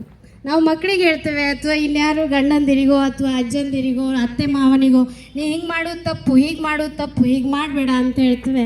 ಆದರೆ ನಾನೇನು ಮಾಡ್ತೇನೆ ಅಲ್ವಾ? ನನ್ನನ್ನು ನೋಡಿ ಅನೇಕರು ಮಾಡ್ತಾರೆ. ಹಾಗಾಗಿ ಸ್ವಯಂ ಪರಿವರ್ತನೆ ನಮ್ಮನ್ನು ನಾವು ಅರ್ಥಕೊಂಡಾಗ ಗೊತ್ತಾಗ್ತದೆ. ನನ್ನ ಬಗ್ಗೆ ನಾವು ತಿಳ್ಕೊಳ್ಳೋದೇ ಇಲ್ಲ. ಇಡೀ ದಿವಸ ನಾವು ಇಡೀ ಸಂಭ್ರಮದಲ್ಲಿ ನಾವೇನು ಮಾಡ್ತೇವೆ, ತಲೆಯಿಂದ ಹಿಡಿದು ಕಾಲವರೆಗೂ ಶೃಂಗಾರ ಮಾಡ್ತೇವೆ. ಮೊದಲು ಸ್ನಾನ ಮಾಡಿಸ್ತೇವೆ ಅಲ್ವಾ, ಆಮೇಲೆ ತಿಲಕ ಇಡ್ತೇವೆ, ಆಮೇಲೆ ವಸ್ತ್ರವನ್ನು ಹಾಕೊಳ್ತೇವೆ, ಸರ ಹಾಕೊಳ್ತೇವೆ. ಹೀಗೆ ಒಂದೊಂದಕ್ಕೂ ಒಂದೊಂದು ಏನಿದೆ ಆಧ್ಯಾತ್ಮಿಕ ರಹಸ್ಯ ಇದೆ. ಅದನ್ನು ನಾನು ನನ್ನ ಜೀವನದಲ್ಲಿ ಅಳವಡಿಸ್ಕೊಂಡಿದ್ದೇನಾ? ಸ್ನಾನ ಮಾಡುವುದರ ಅರ್ಥ ಒಂದು ಎರಡು ಮಾತ್ರ ಹೇಳ್ತೇನೆ, 18, 36 ಪ್ರಕಾರದ ಹೇಳ್ತಾ ಹೋದ್ರೆ ಸಂಜೆ ಆಗ್ತದೆ. ನಾವು ದಿನನಿತ್ಯವೂ ಒಂದೆರಡು ಪರಮಾತ್ಮನ ಮಹಾವಾಕ್ಯವನ್ನು ಕೇಳಿ ಅದು ನಮ್ಮ ಜೀವನದಲ್ಲಿ ಅಳವಡಿಸ್ಕೊಳ್ಬೇಕು. ಇವತ್ತು ನಾವು ಮಹಾವಾಕ್ಯ ಕೇಳಲ್ಲ, ಕೆಲವೊಂದು ಕಡೆಗೆ ಭಜನೆ ಮಾಡ್ತೇವೆ, ಇಲ್ಲ ಅಂದರೆ ಭಗವದ್ಗೀತೆಯನ್ನು ಓದ್ತೇವೆ, ಅಥವಾ ಇನ್ಯಾವುದು ಸಹಸ್ರನಾಮವನ್ನು ಓದ್ತೇವೆ. ಆ ನಾಮಕ್ಕೆ ಯೋಗ್ಯತೆ ನನ್ನ ಹತ್ರ ಬಂದಿದೆಯಾ ನೋಡಿಕೊಂಡ್ರೆ ಜೀರೋ. ಅದು ಸದಾಕಾಲ ಇರಬೇಕಾಗಿದೆ. ಅಂದರೆ ನಾವು ಈ ಶಕ್ತಿ ಯಾರಿಂದ ದೊರೆಯುತ್ತದೆ, ಅವನ ಜೊತೆಗೆ ಬುದ್ಧಿಯೋಗವನ್ನು ಜೋಡಿಸುವುದಕ್ಕೆ ನನ್ನನ್ನು ನಾನು ಅರ್ಥಕೋಬೇಕಾಗಿದೆ. ಅದೇ ನಾನೊಂದು ಶಕ್ತಿ ಅಂತ ಹೇಳ್ಬೋದು. ಕೇವಲ ಹೆಣ್ಣು ಅಷ್ಟೇ ಶಕ್ತಿ ಅಲ್ಲ, ಹೆಣ್ಣಿನಲ್ಲಿಯೂ ಪುರುಷನಲ್ಲಿಯೂ ಒಂದು ಆಧ್ಯಾತ್ಮಿಕವಾದ ಶಕ್ತಿ ಇದೆ. ಅದಕ್ಕೆ ನಾವು ಆತ್ಮ ಅಂತ ಹೇಳ್ತೇವೆ. ನಮ್ಮನ್ನು ನಾವು ಅರ್ಥಕೊಂಡಾಗ, ಆತ್ಮಿಕ ಶಕ್ತಿಯನ್ನು ಬೆಳೆಸ್ಕೊಂಡಾಗ, ಅದು ಸ್ತ್ರೀಯಲ್ಲಿ ಇರಲಿ ಪುರುಷನಲ್ಲಿ ಇರಲಿ, ಆ ಶಕ್ತಿ ಮೊದಲು ಜಾಗೃತ ಆದರೆ ಉಳಿದು ಏನು ಬೇಕಾದರೂ ನಾನು ಸಾಧಿಸಬಲ್ಲೆ. ಅಥವಾ ಯಾವುದೇ ಪರಿಸ್ಥಿತಿ ಬಂದರೂ ನಾನು ಅದನ್ನು ಎದುರಿಸಬಲ್ಲೆ. ಆದರೆ ಎದುರಿಸುವುದಕ್ಕೆ ನನಗೆ ಅವ್ರ ಸಹಯೋಗಿ ಆದರೆ, ಇವರು ಸಹಯೋಗಿ ಆದರೆ ಅಂತ ನಾವು ನಿರೀಕ್ಷೆ ಇಟ್ಕೊಳ್ಳುವುದರ ಬದಲಿಗೆ ಮೊದಲು ನಾವು ಬೇರೆಯವರಿಗೆ ಬೆರಳನ್ನು ತೋರಿಸುವ ಬದಲಿಗೆ, ಜಗತ್ತು ಬದಲಾಗಲಿ ಅಂತ ಬೆರಳನ್ನು ತೋರಿಸುವ ಬದಲಿಗೆ ಹೀಗೆ ಮಾಡೋಣ. ನಾವು ನನ್ನ ಕಡೆಗೆ ಎಷ್ಟು ಬೆರಳು ತೋರಿಸ್ತದೆ? ಹೌದಾ? ಅವ್ರಿಗೆ ನಾನು ಒಂದು ಬೆರಳು ತೋರಿಸಿದ್ರೆ ನನ್ನ ಹತ್ರ, ಹೌದಲ್ಲ, ಅವ್ರ ಹತ್ರ ಒಂದು ಕೆಟ್ಟದಿರ್ಬೋದು, ಇವ್ರ ಹತ್ರ ಒಂದು ಇರ್ಬೋದು, ಎಲ್ಲರನ್ನೂ ಸೇರಿಕೊಂಡು ನಂದಾಗ್ಬಿಡ್ತದೆ ಅದು. ಅದಕ್ಕಾಗಿ ನಾವು ಬೇರೆಯವರನ್ನು ನೋಡೋದು ಬೇಡ, ಮೊದಲು ನಮ್ಮನ್ನು ನಾವು ಬದಲಾಯಿಸ್ಕೊಳ್ಳೋಣ. ಯಾವಾಗಲೂ ಹೀಗೆ ಇಟ್ಕೊಳ್ಳೋಣ. ಹೀಗಂದ್ರೆ ಒಂದು ಭಗವಂತ, ಇನ್ನೊಂದು ನಾನು. ಅವನನ್ನು ಸದಾಕಾಲ ನಾನು ನೋಡ್ತಾ ಅವನ ಜೊತೆಗೆ ಸಂಘ ಮಾಡಿದಾಗ ಅವನಲ್ಲಿರುವ ಗುಣ ಅಥವಾ ಶಕ್ತಿ ನನ್ನದು ಗ್ಯಾರಂಟಿ ಆಗ್ತದೆ. ಅದಕ್ಕೆ ನಾವು ಹೇಳ್ತೇವಲ್ವ, ಸಂಘದಂತೆ ರಂಗು ಅಂತ. ನಾವು ಮೊನ್ನೆ ಹೋಳಿ ಆಟ ಆಡಿದ್ವಿ ಅಲ್ವಾ, ಬಣ್ಣ ಹಚ್ಕೊಂಡ್ವಿ. ಈ ಬಣ್ಣ ಎಷ್ಟೊತ್ತಿರ್ತದೆ? ಬಣ್ಣ ಹಚ್ಕೊಂಡಿದ್ದು ಒಂದು ದಿವಸ ಅಥವಾ ಅರ್ಧ ಗಂಟೆ, ಮುಕ್ಕಾಲು ಗಂಟೆ ಆಗ್ತದೆ ಆ ಬಣ್ಣ. ಆದರೆ ಪರಮಾತ್ಮನ ಸಂಘದ ರಂಗನ ನಾವು ಹಚ್ಕೊಂಡ್ರೆ ಇದು ಎಂದೂ ಅಳಿಸುವುದಕ್ಕೆ ಸಾಧ್ಯ ಇಲ್ಲ. ಆ ಸಂಘದ ರಂಗನ ಹಚ್ಕೊಳ್ಳೋದಕ್ಕೆ ದಿನನಿತ್ಯ ನಾವು ಸ್ನಾನವನ್ನು ಮಾಡೋಣ. ಯಾವ ಸ್ನಾನ? ಜ್ಞಾನ ಸ್ನಾನವನ್ನು ಮಾಡೋಣ. ಆಮೇಲೆ ನಿಧಾನಕ್ಕೆ ನಾವು ಪ್ರತಿಯೊಂದು ಕ್ಷೇತ್ರದಲ್ಲಿ ವಿಜಯಿ ಆಗಿರಬೇಕು, ಪ್ರತಿಯೊಂದು ಕ್ಷೇತ್ರದಲ್ಲಿ ನಾವು ಧೈರ್ಯದಿಂದ ಮುನ್ನಡಿಬೇಕು ಹೇಳುವುದಕ್ಕೆ ವಿಜಯದ ತಿಲಕವನ್ನು ಇಟ್ಕೊಳ್ಳೋಣ ದಿನನಿತ್ಯವೂ ಸಹ. ಇವತ್ತು ನಾವು ತಿಲಕ ಹೇಗೆ ಇಟ್ಕೊಳ್ತೇವೆ ಅಂದರೆ ತುಂಬ ಫ್ಯಾಷನೇಬಲ್. ಇವತ್ತು ಇವರು ಸಂಭ್ರಮ ಇದೆ ಅಂತ ಹೇಳಿದ್ದಕ್ಕಾಗಿ ನಾವು ತುಂಬ ಶೃಂಗಾರ ಮಾಡ್ಕೊ ಬಂದಿದ್ದೇವೆ. ಕೇವಲ ಈ ಬಾಹ್ಯಿಕವಾಗಿ ಶೃಂಗಾರ ಮಾಡೋದು ಸಾಲದು, ಆತ್ಮಿಕವಾಗಿ ನಾವು ದಿನನಿತ್ಯ ಶೃಂಗಾರ ಮಾಡ್ಕೊಳ್ಳೋಣ. ನೀವು ಕೇಳ್ಬೋದು, ಬ್ರಹ್ಮಕುಮಾರಿಯರು ಯಾಕೆ ನೀವು ಶೃಂಗಾರ ಮಾಡ್ಕೊಳ್ಳಲ್ಲ ಅಂತ. ಈ ಬಿಳಿ ಬಣ್ಣದಲ್ಲಿ ಎಲ್ಲವೂ ಸಮಾವೇಶ ಆಗಿದೆ. 7 ಬಣ್ಣ ಸೇರಿ ಒಂದು ಬಣ್ಣ. ಬಿಳಿ ಸಾಂಗೀತಿಕ ಪವಿತ್ರತೆ, ಶುದ್ಧತೆ. ಎಲ್ಲಿ ಮನಸ್ಸು ಪವಿತ್ರವಾಗಿ ಶುದ್ಧವಾಗಿ ಇರ್ತದೋ ಅಲ್ಲಿ ಮಾತ್ರ ಪರಮಾತ್ಮನ ನೆನಪಿರ್ತದೆ ಅಂತ. ನೀವು ಬಣ್ಣ ಇಂಪಾರ್ಟೆಂಟ್ ಅಲ್ಲ, ನಾನು ಎಷ್ಟು ಶುದ್ಧವಾಗಿ ಯೋಚನೆ ಮಾಡ್ತೇನೆ, ನಾನು ಎಷ್ಟು ಶುದ್ಧವಾಗಿ ಪರಮಾತ್ಮನನ್ನು ನೆನಪು ಮಾಡ್ತೇನೆ ಹೇಳೋದು ಇಂಪಾರ್ಟೆಂಟ್. ನೀವು ಪೂಜೆ ಮಾಡುವಾಗ ಅಥವಾ ಇನ್ಯಾವುದೋ ಒಂದು ಮೂರ್ತಿಯನ್ನು ಇಟ್ಕೊಳ್ತೀರಿ, ಹವನ ಮಾಡುವಾಗ ಇನ್ನೇನೋ ಸಾಮಾನನ್ನು ಇಟ್ಕೊಳ್ತೇವೆ ಅಲ್ವಾ. ನೀವು ಯಾವುದು ಪೂಜೆ ಮಾಡಬೇಡಿ ಅಥವಾ ಮೂರ್ತಿಯನ್ನು ಇಟ್ಕೋಬೇಡಿ ಅಂತ ಹೇಳಲ್ಲ. ಆ ಇಟ್ಕೊಂಡಾಗ ಆ ಪೂಜೆ ಮಾಡುವಾಗ ನಾವೇನು ಮಾಡ್ತೇವೆ, ಆ ವ್ಯವಸ್ಥೆ ಮಾಡೋದ್ರಲ್ಲಿ ಬ್ಯುಸಿ ಆಗಿಬಿಡ್ತೇವೆ. ಪರಮಾತ್ಮ ನೆನಪಿರ್ತಾನೆ ಅಲ್ಲಿ. ಪರಮಾತ್ಮನ ಶಕ್ತಿಯ ಜೊತೆ ನನ್ನ ಬುದ್ಧಿಯೋಗ ಇರ್ತದ. ಹಣ್ಣು ಬೇಕು, ಕಾಯಿ ಬೇಕು, ಹೂ ಬೇಕು, ಇದರಲ್ಲಿ ಬ್ಯುಸಿ ಆಗ್ತಾ ಆಗ್ತಾ ಅರ್ಧ ಗಂಟೆ 1 ಗಂಟೆ ಕಳೆದು ಹೋಗ್ಬಿಡ್ತದೆ. ಆ ಎಳ್ಳು ಬೇಕು, ತುಪ್ಪ ಬೇಕು ಹವನ ಮಾಡೋದಕ್ಕೆ, ಅದರಲ್ಲಿ ಜೋಡಿಸ್ತಾ 1 ಗಂಟೆ ಕಳೆದು ಹೋಗ್ಬಿಡ್ತದೆ. ಆದರೆ ನನ್ನ ಮನಸ್ಥಿತಿ ಅವನ ಹತ್ರ ಎಷ್ಟೊತ್ತಿತ್ತು, ಅಷ್ಟೊತ್ತು ನಾನು ಶಕ್ತಿಶಾಲಿಯಾಗಿ ಅವನ ಹತ್ರ ಆ ಶಕ್ತಿಯನ್ನು, ಆಶೀರ್ವಾದವನ್ನು ಬೇಡ್ಕೊಂಡಿದ್ದೇನಾ ಅಥವಾ ಪಡ್ಕೊಂಡಿದ್ದೇನಾ? ಜೀರೋ. ಅದನ್ನು ನಾನು ಪ್ರೀತಿಯಿಂದ ಮಾಡ್ಬೋದಲ್ವ. ನೀವು ಒಂದೇ ದಿವಸ ವರ್ಷಕ್ಕೊಂದ್ಸರಿ ಹವನ ಮಾಡಲು ಸಾಲದು, ದಿನನಿತ್ಯ ನನ್ನಲ್ಲಿರುವ ಅವಗುಣಗಳನ್ನು ಹಾಕೋಣ ಈ ಹವನದಲ್ಲಿ. ದಿನನಿತ್ಯವೂ ನಾವು ಹವನ ಮಾಡೋಣ. ನಮ್ಮ ಮನಸ್ಸಿನಿಂದ ನನ್ನ ಹತ್ರ ಇರುವ ಅವಗುಣವನ್ನು ಪರಮಾತ್ಮನಿಗೆ ಅರ್ಪಣೆ ಮಾಡುವುದೇ ನಿಜವಾದ ತಾಯಿಯ ತ್ಯಾಗ. ಆ ದಿಶೆಯಲ್ಲಿ ನಾವೆಲ್ಲರೂ ಸಹ ಮೊದಲು ನಾನು ಬದಲಾಗಿ ಜಗತ್ತನ್ನು ಪರಿವರ್ತನೆಯಾಗುವುದರಲ್ಲಿ ನಾನು ತ್ಯಾಗಿ ಆಗಬೇಕಾಗಿದೆ. ನೀವು ಮನೆ ಮಠ ಬಿಟ್ಟು ಬರ್ರಿ ಅಂತ ಹೇಳೋದಿಲ್ಲ, ಎಲ್ಲವನ್ನು ನಿಭಾಯಿಸ್ತಾ ನಮ್ಮಲ್ಲಿರುವ ಅವಗುಣಗಳನ್ನು ನಾವು ಬಿಡುವುದಕ್ಕೆ ಪ್ರಯತ್ನ ಮಾಡಿದ್ರೆ ತಾನಾಗಿಯೇ ಒಳ್ಳೆಯದು ನನ್ನ ಹತ್ರ ಬರ್ತದೆ.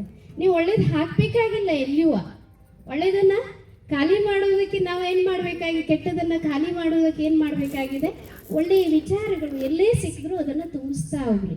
ಅದಕ್ಕೆ ನಿಮಗೆ ಸುಲಭವಾಗಿ ಹೇಳ್ಬೇಕಾದ್ರೆ ನೀವು ಎಲ್ಲರೂ ಕೊಡದಲ್ಲಿ ನೀರು ಹಿಡಿತೀರ, ಈಗಿಲ್ಲ ಟ್ಯಾಂಕಿಗೆ ಏರಿಸ್ಬಿಡ್ತೇವೆ ನಾವು ಅಲ್ವಾ. ಅಥವಾ ನೀವು ನೀರು ಕುಡಿಯೋದಕ್ಕೆ ಇನ್ಯಾವುದೋ ಒಂದರಲ್ಲಿ ತುಂಬಿಸ್ತೀರಿ ಅಂತ ಇಟ್ಕೊಳ್ಳಿ. ತುಂಬಿಸುವಾಗ ಅದು ಹೋಗ್ತಾನೆ ಇರ್ತೀವಿ, ತುಂಬಿಸ್ತಾನೆ ಇರ್ತೀನಿ, ಕೆಳಗಡೆ ಮಣ್ಣು ತುಂಬಿಕೊಂಡಿರ್ತದೆ ಅಂತ ಇಟ್ಕೊಳ್ಳಿ. ತುಂಬಿಸಿದಾಗ ಅದು ನಿಧಾನ ಮೇಲಿಂದ ಒಳ್ಳೆ ನೀರು ಬಂದು ಬಂದು ಬಂದು ಕೆಸರು ನೀರು ಏನಾಗ್ತದೆ, ಹೊರ ಹೋಗ್ತದಲ್ವ. ಹಾಗೆ ನಮ್ಮ ಜೀವನದಲ್ಲಿ ಇವರು ಕೆಟ್ಟವರು ಅಂದರೆ ಅವರು ಕೆಟ್ಟವರೇ ಆಗ್ತಾರೆ.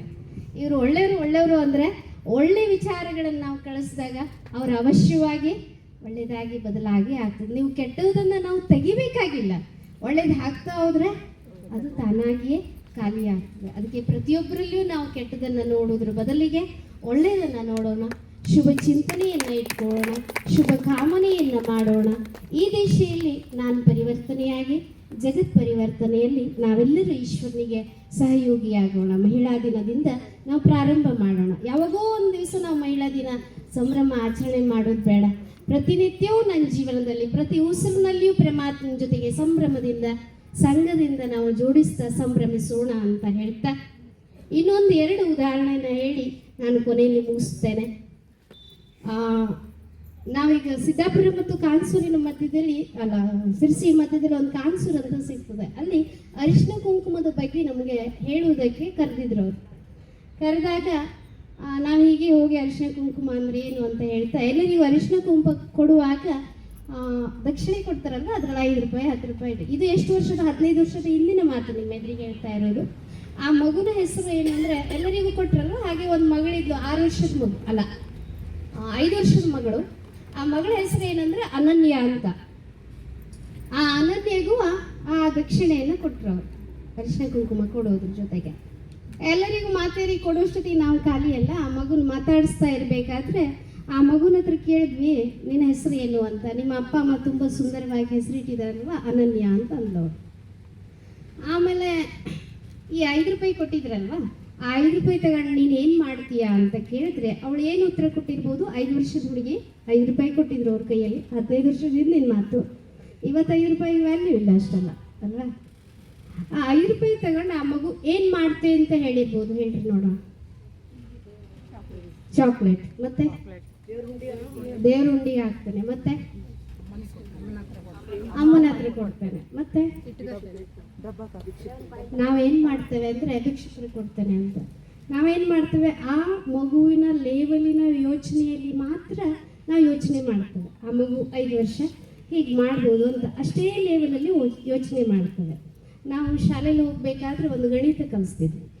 ಒಂದು ಗೆರೆಯನ್ನು ಎಳೆದು ನೀವು ಈ ಗೆರೆಯನ್ನು ಅಳಿಸ್ಲೂಬಾರ್ದು, ಅಥವಾ ನೀವು ಅದ್ರ ಮುಂದೆ ಉದ್ದನೂ ಮಾಡಬಾರ್ದು, ಆದರೆ ಇದನ್ನು ಇದ್ರಿಗಿಂತ ಏನು ಮಾಡಬೇಕು, ದೊಡ್ಡ ಮಾಡಬೇಕು ಅಂತ ಹೇಳ್ತಿದ್ವಿ. ಅದಕ್ಕೆ ಏನು ಮಾಡಬೇಕಾಯ್ತು, ಅದ್ರ ಕೆಳಗೆ ಒಂದು ದೊಡ್ಡ ಗೆರೆ ಹಾಕ್ಬೇಕಾಯ್ತು, ಹೌದಲ್ಲ. ಅದ್ರ ಮುಟ್ಲಬಾರ್ದು, ಆದ್ರೆ ನೀವು ದೊಡ್ಡ ಮಾಡಬೇಕು. ಅದ್ರ ಕೆಳಗೆ ಏನು ಮಾಡಬೇಕಾಯ್ತು, ಸುಲಭವಾಗಿತ್ತು, ದೊಡ್ಡ ಗೆರೆ ಹಾಕಿದ್ರೆ ಆಯಿತು. ನಾವು ಹಂಗೆ ಯೋಚನೆ ಮಾಡುವುದಿಲ್ಲ ಜೀವನದಲ್ಲಿ. ಅದ್ರ ಬಗ್ಗೆ ನಾವು ಏನೇ ಹೇಳಿದ್ವಿ, ಚಾಕ್ಲೇಟ್ ತಿನ್ಬೋದು, ಇನ್ನೇನು ಮಾಡೋದು. ಆದರೆ ಶಾಕಿಂಗ್ ನ್ಯೂಸ್, ಅವಳೇನು ಉತ್ತರ ಕೊಟ್ಲು ಗೊತ್ತಲ್ಲ, ಎಷ್ಟು ಚಂದ ಮಾಡಿ. ನನ್ನ ಅಪ್ಪ ಅಲ್ಲ, ನಾನು ಮಾಣಿಕ್ ಚಂದ್ ತಿಂತೀನಿ ಅಂತ.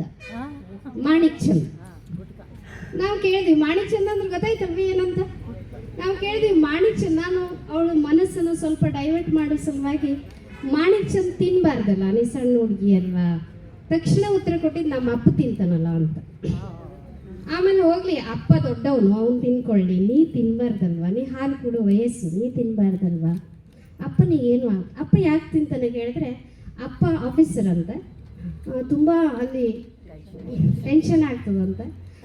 ಅಲ್ಲಿ ಆಫೀಸರ್ ಏನು ಹೇಳ್ತಾರಲ್ವ ಅವ್ರ ಬಾಸು, ಅವ್ರ ಎದುರಿಗೆ ಏನು ಮಾತಾಡ್ಲಿಕ್ಕೆ ಆಗಲ್ಲ ಅವರಿಗೆ.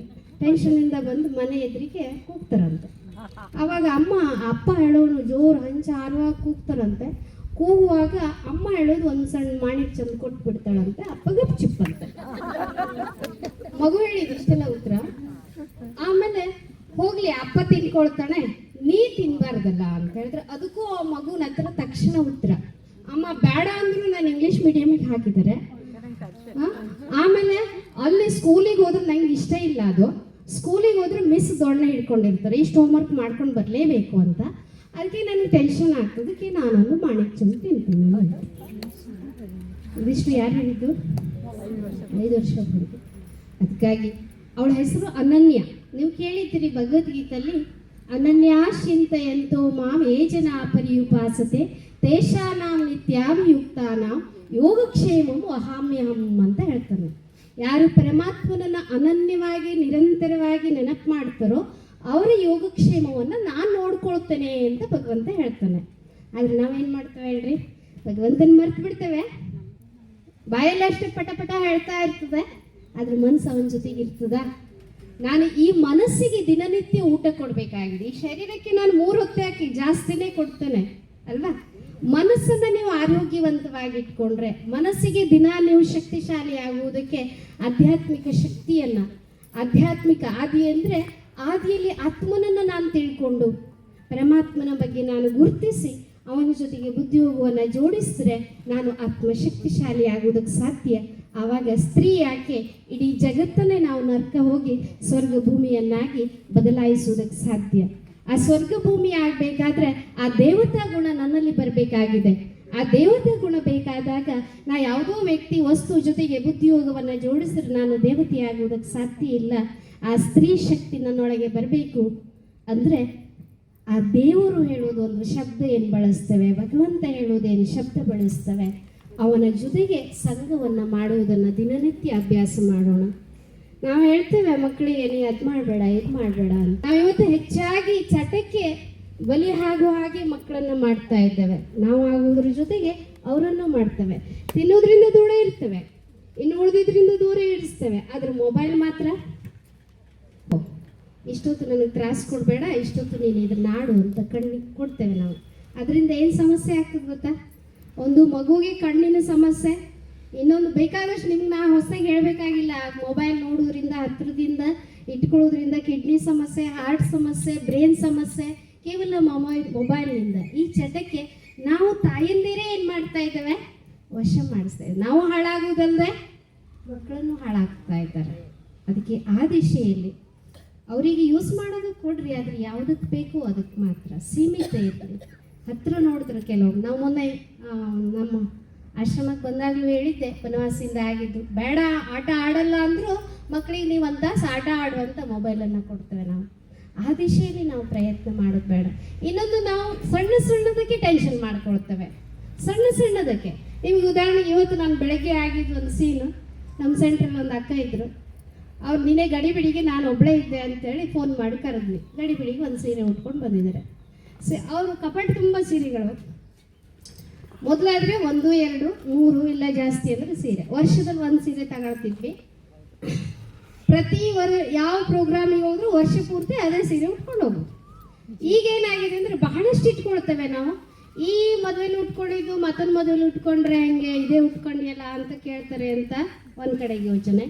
ಇನ್ನೊಂದು, ಆ ಸೀರೆ ತೆಗೆದ್ರೆ ಇನ್ನೊಂದು ಬ್ಲೌಸ್ ಹುಡುಕ್ಬೇಕಲ್ವಾ, ಅದಕ್ಕೆ ಸರಿ ಸೆಟ್ ಆಗೋದು ಹುಡುಕ್ಬೇಕಲ್ವಾ, ಆ ಹುಡುಕುವುದಕ್ಕೆ ಚಿಂತೆ.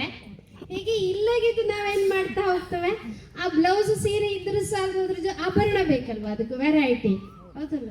ಹೀಗೆ ನಾವೇನು ಮಾಡ್ತಾ ಇದ್ದೇವೆ, ಇದ್ದಿದ್ದನ್ನು ಬಿಟ್ಟು ಇಲ್ಲದಿದ್ದನ್ನು ಹುಡುಕ್ತಾ ಹೊರಟಿದ್ದೇವೆ. ನಾವು ಇದ್ದಿದ್ರಲ್ಲಿಯೇ ಸುಖಿ ಆಗಿರುವುದು, ಇದ್ದಿದ್ರಲ್ಲೇ ಥ್ಯಾಂಕ್ಸ್ ಹೇಳುವುದನ್ನು ಮರ್ತು ಬಿಟ್ಟಿದ್ದೇವೆ ನಾವು. ಹಾಗಾಗಿ ಟೆನ್ಷನ್ಗೆ ಒಳಗಾಗ್ತಾ ಇದ್ದೇನೆ. ಈ ಟೆನ್ಷನ್ನಿಂದ ದೂರ ಆಗುವುದಕ್ಕೆ ಮೊದಲು ಇದ್ದಿದ್ರಲ್ಲಿ ತೃಪ್ತಿ ಪಡೋಣ, ಖುಷಿ ಪಡೋಣ. ಭಗವಂತ ನನಗೆ ಕೈಕಾಲು ಗಟ್ಟಿ ಕೊಟ್ಟಿದ್ದಾನೆ, ವೆರಿ ವೆರಿ ಥ್ಯಾಂಕ್ಸ್. ದುಡಿಯುವ ಶಕ್ತಿ ಕೊಟ್ಟಿದ್ದಾನೆ, ವೆರಿ ವೆರಿ ಥ್ಯಾಂಕ್ಸ್. ಉಂಡಿದ್ದನ್ನು ಜೀರ್ಣ ಮಾಡಿಕೊಳ್ಳುವ ಶಕ್ತಿ ಕೊಟ್ಟಿದ್ದಾನೆ ಭಗವಂತ, ಥ್ಯಾಂಕ್ಸ್ ಹೇಳ್ತೇವಾ? ಪುರ್ಸೊತ್ತಿದ್ರು ಮಾಡ್ತಾನೆ, ಏನು ಮಾಡಿದ್ರಿ ಕೆಲಸ ಅವನು ನೆನಪಿ ಮಾಡುವುದಕ್ಕಾಗೋದಿಲ್ಲ ಅಂತ. ಅದಕ್ಕೆ ಇಲ್ಲಿ ಈಶ್ವರೀಯ ವಿಶ್ವವಿದ್ಯಾಲಯದಲ್ಲಿ ನಾವು ಹೇಳ್ತೇವೆ 2 ಜುಟ್ಟು ಸೇರುವುದಿಲ್ಲ ಅಂತ, ಆದರೆ ಈಶ್ವರೀಯ ವಿಶ್ವವಿದ್ಯಾಲಯ 1936-37ರಿಂದ ಪ್ರಾರಂಭ ಆಗಿದ್ದು ಇವತ್ತವರೆಗೂ ನಡೀತಾ ಇದೆ. ಇಲ್ಲಿ 2 ಜುಟ್ಟು ಹಾಕಿ ಯಾಕೆ ಲಕ್ಷಾಂತರ ನಮ್ಮ ಹಾಗೆ ಈಶ್ವರೀಯ ವಿಶ್ವವಿದ್ಯಾಲಯದಲ್ಲಿ ಒಟ್ಟಾಗಿ ಯಾವುದೋ ಜಾತಿ, ಯಾವುದೋ ಧರ್ಮ, ಯಾವುದೋ ಹಳ್ಳಿ, ಯಾವುದೋ ಮೂಲೆಯಿಂದ ಬಂದು ಸೇರಿಕೊಂಡು ಈಶ್ವರನನ್ನು ಪ್ರತ್ಯಕ್ಷ ಮಾಡುವುದರಲ್ಲಿ ನಾವೆಲ್ಲರೂ ಸಹ ಇದ್ದೇವೆ. ಅದರಲ್ಲಿ ನಮ್ಮ ದಾದಿ ಈಗ 2 ವರ್ಷ ಆಯಿತು ಅವರು ಶರೀರ ಬಿಟ್ಟು. ಅವರ 104 ವರ್ಷ ಬದುಕಿದ್ರು, ಜಾನಕಿ ದಾದಿ ಅಂತ. ಅವರು 104 ವರ್ಷದಲ್ಲಿ ನಾವು ಸೆಲೆಬ್ರೇಟ್ ಮಾಡಿದಾಗ ಅವರಿಗೆ 80 ವರ್ಷ ಆದಾಗ ಎಲ್ಲ ಮೀಡಿಯಾದವರು ಬಂದು ಕೇಳಿದ್ರು, ದಾದಿ ನಿಮಗೆ ವಯಸ್ಸಾಯಿತು, ಹಾಗೆ ನಿಮ್ಮ ಸಂಸ್ಥೆಗೂ ವಯಸ್ಸಾಯಿತು. 50 ವರ್ಷ ಆದಮೇಲೆ ಕೇಳಿದ್ರು, ನಾವು 50 ವರ್ಷದ ಫಂಕ್ಷನ್ ಮಾಡಿದಾಗ ನಿಮಗೂ ವಯಸ್ಸಾಯಿತು, ನಿಮ್ಮ ಸಂಸ್ಥೆಗೂ 50 ವರ್ಷ ಆಯಿತು. ಈ 50 ವರ್ಷದ ವಯಸ್ಸಿನ ವೃದ್ಧದ ಒಂದು ಅನುಭವ ಹೇಳ್ರಿ ಅಂತ ಹೇಳಿದ್ರೆ ದಾದಿ ಏನು ಹೇಳಿದ್ರು ಗೊತ್ತಾ? ಆ ದಾದಿ ಯಾರು ಹೇಳಿದ್ರು ವಯಸ್ಸಾಗಿದೆ ನನಗೆ ಅಂತ ಹೇಳಿ ಅಂತಂದ್ರು. ಅದಕ್ಕೊಂದು ಉದಾಹರಣೆ ಕೊಟ್ಟರು. ಈಗ ನೀವೊಂದು ಮನೆ ಹೊಸಾದು ಕಟ್ಟಿರ್ತೀಯ, ಹೊಸಾದ ಮನೆ ಕಟ್ಟಿದಾಗ ಅದ್ರ ಒಂದು 15 ವರ್ಷದ ಹುಡುಗ ಇರ್ತಾನೆ. ಆ 15 ವರ್ಷದ ಹುಡುಗ ಇರ್ತಾನೆ ಅಂದ ಮಾತ್ರಕ್ಕೆ, ಅಥವಾ ಇನ್ನು ಯಾರೋ 15 ವರ್ಷದವ್ರು ಇರ್ತಾರೆ ಅಂದ ಮಾತ್ರಕ್ಕೆ, ಮನೆಗೆ ವಯಸ್ಸಾಯ್ತು ಅಂದ ಮಾತ್ರಕ್ಕೆ ಆ ಹುಡುಗನಿಗೂ ವಯಸ್ಸಾಯ್ತಾ? ಹೊಸ ಮನೆ ಕಟ್ಟಿದ್ರೆ ಇವತ್ತೆಲ್ಲ ನಾಳೆ ಹಳೆದಾಗೆ ಆಗ್ತದೆ. ಅದರಲ್ಲಿ ನಾವು ಬೆಳೀತಾ ಬೆಳೀತಾ ವಂಶವೃದ್ಧಿ ಆಗ್ತಾ ಆಗ್ತಾ 15-20 ವರ್ಷದ ಮಕ್ಕಳು ಇರ್ತಾರೆ. ಆ ಮಗುನ ಹತ್ರ ನಿನ್ನ ಅನುಭವ ಹೇಳು ವಯಸ್ಸಾಗಿದ್ದು ಅಂತ ಹೇಳಿದ್ರೆ ಅವನೇನು ಹೇಳ್ತಾನೆ ಹೇಳ್ರಿ? ಮತ್ತೊಂದು, ನಾನು ಬದಲಾಗುವುದಕ್ಕೆ ನಾವೇನು ಮಾಡಬೇಕಾಗಿದೆ? ಇಲ್ಲಿಂದ ಪರಿವರ್ತನೆಯಾಗಬೇಕು. ಜಗತ್ತನ್ನು ಪರಿವರ್ತನೆಯಾಗುವುದರಲ್ಲಿ ನಾವೆಲ್ಲರೂ ಸಹ ಸ್ವಯಂ ಬದಲಾಗೋಣ ಅಂತ ಹೇಳ್ತಾ ಪರಮಾತ್ಮನಿಗೆ ಧನ್ಯವಾದವನ್ನು ಹೇಳೋಣ. ಲಾಸ್ಟಿಗೆ ಆಧ್ಯಾತ್ಮಿಕ ಶಕ್ತಿ ನಮ್ಮಲ್ಲಿ ಬರಬೇಕು ಹೇಳುವುದಕ್ಕೆ ನೀವೆಲ್ಲರೂ ಸಹ ಪರಮಾತ್ಮನ ಎದುರಿಗೆ ಶಕ್ತಿಯನ್ನು ಪಡ್ಕೊಳ್ಳೋಣ ಹೇಳುವುದಕ್ಕೆ ನಿಮ್ಮ ಬಲಗೈಯನ್ನು ನಿಮ್ಮ ತಲೆ ಮೇಲೆ ಇಟ್ಕೊಳ್ರಿ. 3 ಸಾರಿ ಓಂಕಾರವನ್ನು ಹೇಳೋಣ. ಹೇಳ್ತಾ ಅವನಿಂದ ನಾವು ಶಕ್ತಿಯನ್ನು ಪಡ್ಕೊಳ್ಳೋದಕ್ಕೆ ಪ್ರಯತ್ನ ಮಾಡೋಣ. ಎಲ್ಲರೂ ಬಲಗೈಯನ್ನು ಇಟ್ಕೊಳ್ತಾ ನಾ ಹೇಳಿದ ಹಾಗೆ ಚಿಂತನೆ ಮಾಡಿ ಉಸಿರನ್ನು ಹೇಳ್ಕೊಳ್ರಿ. ಬಿಡುವಾಗ ಓ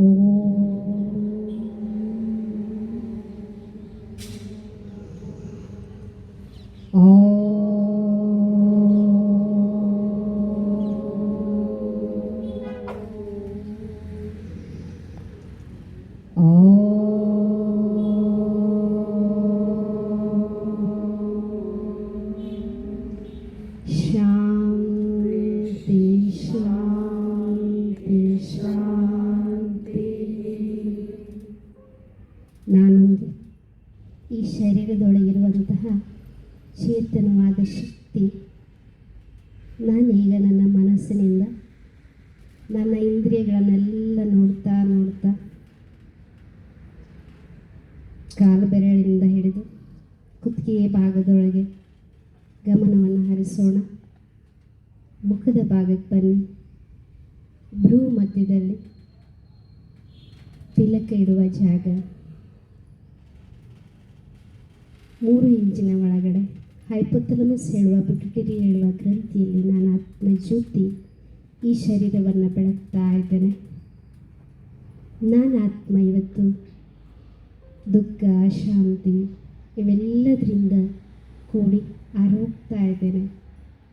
ಈ ಆರೋಗ್ತಾ ಇರುವಂತಹ ಬೆಳಕಿಗೆ ನಾವು ಮತ್ತೆ ಸುಖ ಶಾಂತಿಯ ಎಣ್ಣೆಯನ್ನು ಹಾಕುವುದಕ್ಕೆ ನಮ್ಮೆಲ್ಲರ ಪ್ರೀತಿಯ ತಂದೆಯಾದ ಪರಂಪಿತ ಪರಮಾತ್ಮ ಈಶ್ವರನ ಜೊತೆಗೆ ಮನಸ್ಸನ್ನು ಜೋಡಿಸೋಣ. ಹೇಗೆ ಶಾರೀರಿಕವಾದ ತಂದೆ ತಾಯಿಗೆ ಶಾರೀರಿಕವಾದ ಒಂದೇ ಹೋಲಿಕೆ ಇದೆಯೋ ಹಾಗೆ ನಾನು ಆತ್ಮಜ್ಯೋತಿ